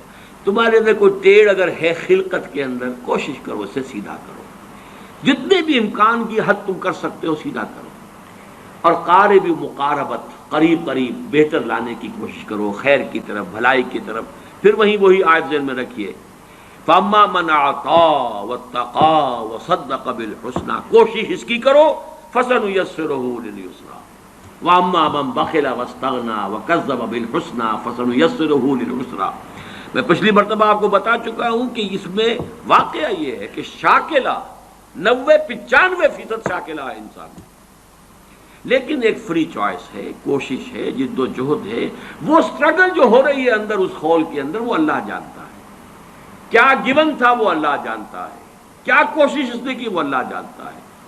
اور ہر شخص کی پرسنل اسسمنٹ ہوگی، کلہم آتی ہے یوم القیامت فردا، ہر انسان کو، ہر ذی نفس کو اللہ کی عدالت میں حاضر ہونا انفرادی سطح، ہر شخص اپنی ذاتی اعتبار سے، اور اس کا جو بھی گیون تھا، لا یکلف اللہ نفسا الا وسعها، سددوا وقاربوا فإن صاحب الجنة يختم له بعمل أهل الجنة وإن عمل أي عمل وإن صاحب النار يختم له بعمل أهل النار وإن عمل أي عمل۔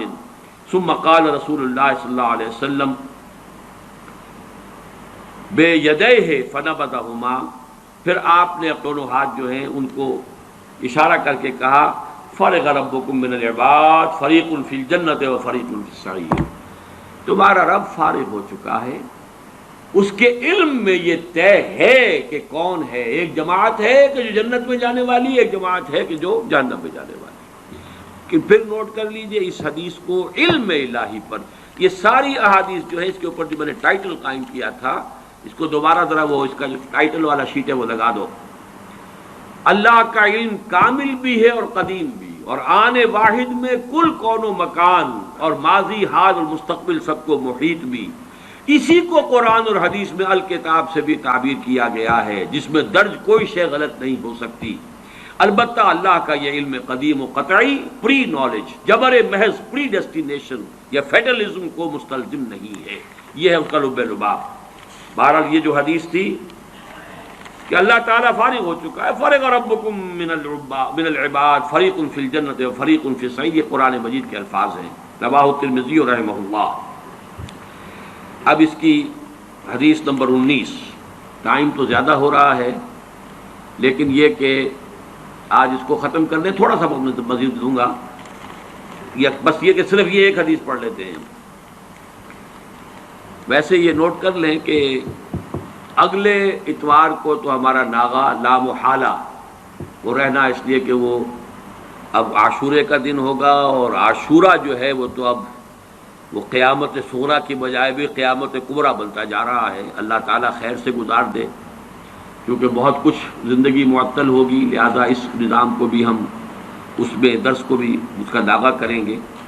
آج چاہیں تو ذرا زیادہ وقت لگا لیں، سوال جواب کی نشست بھی ہو جائے، کیونکہ اس کے بعد بھی شاید ایک اور اتوار میں حاضر نہ ہو سکوں، لیکن درس ہوگا انشاءاللہ. البتہ پہلا جو اب اتوار آ رہا ہے وہ غالباً 18 کو ہے، وہ عاشورے کا دن ہے، اس روز درس نہیں ہوگا. تو اس کی کو تلافی آج کرنا چاہیں تو آپ کی مرضی ہے. وہ خدامہ رضی اللہ تعالیٰ عنہ سے مروی ہے، نبی ہے، وہ اپنے والد سے روایت کرتے ہیں. قال، وہ فرماتے ہیں، قلت یا رسول اللہ، میں نے کہا اے اللہ کے رسول، ارأیت رقن نسترقیہا ودواء نتداوی بہ وتقاۃ نتقیہا هل ترد من قدر اللہ شیئا؟ بڑا تیکھا، بڑا ٹیڑھا سوال. میں نے اللہ کے رسول سے سوال کیا، اے اللہ کے رسول، ہم کچھ جھاڑ پھونک بھی کرواتے ہیں. یہ جھاڑ پھونک کا رواج تھا، اگرچہ حضور نے فرمایا ہے کہ میری امت کے 70,000 افراد وہ ہوں گے جو بغیر حساب کتاب کے جنت میں داخل ہوں گے، اور وہ متوکلون ہوں گے کہ جن کی پہلی صفت یہی ہے، لا یرقون ولا یسترقون، جھاڑ پھونک نہیں کرواتے. یسترقون لازمن ہے، لیکن یرقون کے بارے میں اختلاف ہے کہ جھاڑ پھونک نہیں کرانی. لیکن یہ کہ عام آدمی اس کو حرام قرار نہیں دیا حضور نے. تو وہ صحابی کہہ رہے ہیں، ارأیت رقن نسترقیہا، یہ جو جھاڑ پھونک ہم کرواتے ہیں، ودواء نتداوی بہ، اور دوا دارو جس سے کہ ہم اپنے امراض کا اور بیماریوں کا علاج کرنے کی کوشش کرتے ہیں، وتقاۃ نتقیہا، اور یہ کہ کچھ حفاظتی بندوبست ہم کرتے ہیں اپنی جان کی حفاظت کے لیے. اب ایک حفاظت جو ہے وہ آج کل مجھ پر بھی ٹھونس دی گئی ہے. پرسوں جمعے کے روز اچانک پتہ نہیں کیا کھلبلی مچی، ایس پی صاحب بھی تشریف لائے، اور پھر ڈی ایس پی صاحب بھی آئے، اور 2 SHOs بھی آئے. کوئی افواہ اڑی ہوئی تھی شہر میں، کوئی خاص کوئی ہماری اکیڈمی کے بارے میں، واللہ عالم. میں نے تو کہا کہ کوئی مجھے تو نہ کوئی ٹیلی فون ایسا آیا ہے. بہرحال ان کا کہ ہم چاہتے ہیں یہاں پہ کہ کوئی گارڈ جو ہے کھڑے کر دیں. میں نے کہا وہ آپ اپنا جو بھی فرائض ہے آپ ادا کیجئے، باقی مجھے کوئی ضرورت اس کی نہیں ہے. اور ویسے بھی کوئی گارڈ آج کی دنیا میں، وہ پہلے کبھی اگر گارڈز کی کوئی ہوتی بھی تھی، کوئی ان کی تاثیر یا ان کا کوئی نتیجہ یا فائدہ، وہ آج کی دنیا میں ختم ہو چکا ہے. بہرحال 5 وقت تو ہم مسجد میں ایکسپوز ہوتے ہیں پوری طریقے سے. تو اس حوالے سے، اور لیکن اگر یہ اللہ کو منظور ہے تو یہ تو کام وہ ہے جو حضرت عمر کے ساتھ ہوا، حضرت علی کے ساتھ ہوا رضی اللہ تعالیٰ عنہما. دونوں کا معاملہ مسجد میں جو ہے حملہ ہوا تھا. لیکن ایسی کوئی صورت ہے ہی نہیں میرے لیے اس وقت جہاں تک میرے علم میں. بہرحال اب یہ گارڈز جو ہیں، جو بھی اہتمام ہو رہا ہے، یہ تیسرا کھاتا ہے جو ان صحابی نے بیان کیا. اور یہ چیزیں حضور کے ساتھ بھی تھیں، حضور پر بھی پہرا ہوتا تھا. حضور جب مدینے میں تشریف لے گئے ہیں تو وہاں پر بھی پہرا ہوتا تھا. حضرت ابو ایوب انصاری کے مکان پر صحابہ پہرا دیتے تھے. البتہ اس کے بعد جب کوئی آیت نازل ہوئی ہے، غالباً وہ روایت پوری طرح تو ذہن میں مستحضر نہیں ہے، واللہ یعصمک من الناس، تو پھر حضور نے کہہ دیا کہ اب میرے لیے ان پہروں کو کا اہتمام نہ کرو، کیونکہ اللہ تعالیٰ نے یہ وعدہ اور ذمہ داری لے لی ہے، اللہ تمہیں بچائے گا انسانوں سے. اے نبی، اللہ بچائے گا آپ کو لوگوں سے. بہرحال یہ ضمانت جو ہے اور کسی کو تو نہیں ہے. تو انہوں نے یہ کہا، ارأیت رقن نسترقیہا، یہ جھاڑ پھونک جو ہم کرواتے ہیں، ودواء نتداوی بہ، دوا ہے ہم کرتے ہیں، اس بخار کے لیے یہ دوا ہے، فلاں کے لیے یہ دوا ہے. وتقاۃ نتقیہا، اور یہ کہ کچھ چیزیں جو ہیں حفاظتی تدابیر ہم کرتے ہیں، حفاظت اور پہرے. اور هل ترد من قدر اللہ شیئا، کیا اس سے اللہ کی تقدیر میں کوئی تبدیلی، کوئی شے پھیری جا سکتی ہے، لوٹائی جا سکتی ہے؟ اب سوچئے کیا جواب. نبی اکرم صلی اللہ علیہ وسلم کا جواب کیا تھا؟ قال ہی من قدر اللہ، حضور نے فرمایا یہ خود اللہ کی قدر میں ہے. یعنی تمہاری محنت، تمہاری کوشش، تمہاری جد و جہد اس کی نفی نہیں ہے، یہ خود اس اللہ کے علم کے اندر درج ہے۔ اس حوالے سے یہ اس قدر کے، اس تقدیر کے منافی ہے ہی نہیں۔ گویا کہ عالم اسباب کا استعمال، عالم اسباب میں جد و جہد کرنا، یہ ہرگز منافی نہیں ہے اس ایمان بالقدر کے۔ یہ گویا کہ لب لباب ہوا ان تمام احادیث کا، اور اسی پر میں آج کا یہ سلسلہ ختم کر رہا ہوں، اگرچہ اس بات کی کچھ احادیث ابھی باقی ہیں، لیکن میں یہ سمجھتا ہوں رواہ احمد و ترمذی و ابن ماجہ، یہ صحیحین کی روایت تو نہیں ہے لیکن مسند احمد ابن حنبل کا بہت اونچا مقام ہے، پھر جامع ترمذی میں بھی ہے، سنن ابن ماجہ میں بھی ہے۔ یہ حدیث جو ہے آخری میں سمجھتا ہوں کہ اس پہلو سے کہ اس نے عقدے کو اور کھول دیا ہے کہ یہ سب کچھ اللہ کی تقدیر ہی کا حصہ ہے، یہ مقادیر کے اندر معین چیزیں ہیں، لہذا جد و جہد السعی منا والاتمام من اللہ، صحیح کرنا ہمارے ذمے، ارادہ کرنا ہمارے ذمے، صحیح کرنا ہمارے ذمے، نتیجہ ہونا نکلنا یہ اللہ کے ہاتھ۔ اقول قولی ھذا واستغفر اللہ لی ولکم ولسائر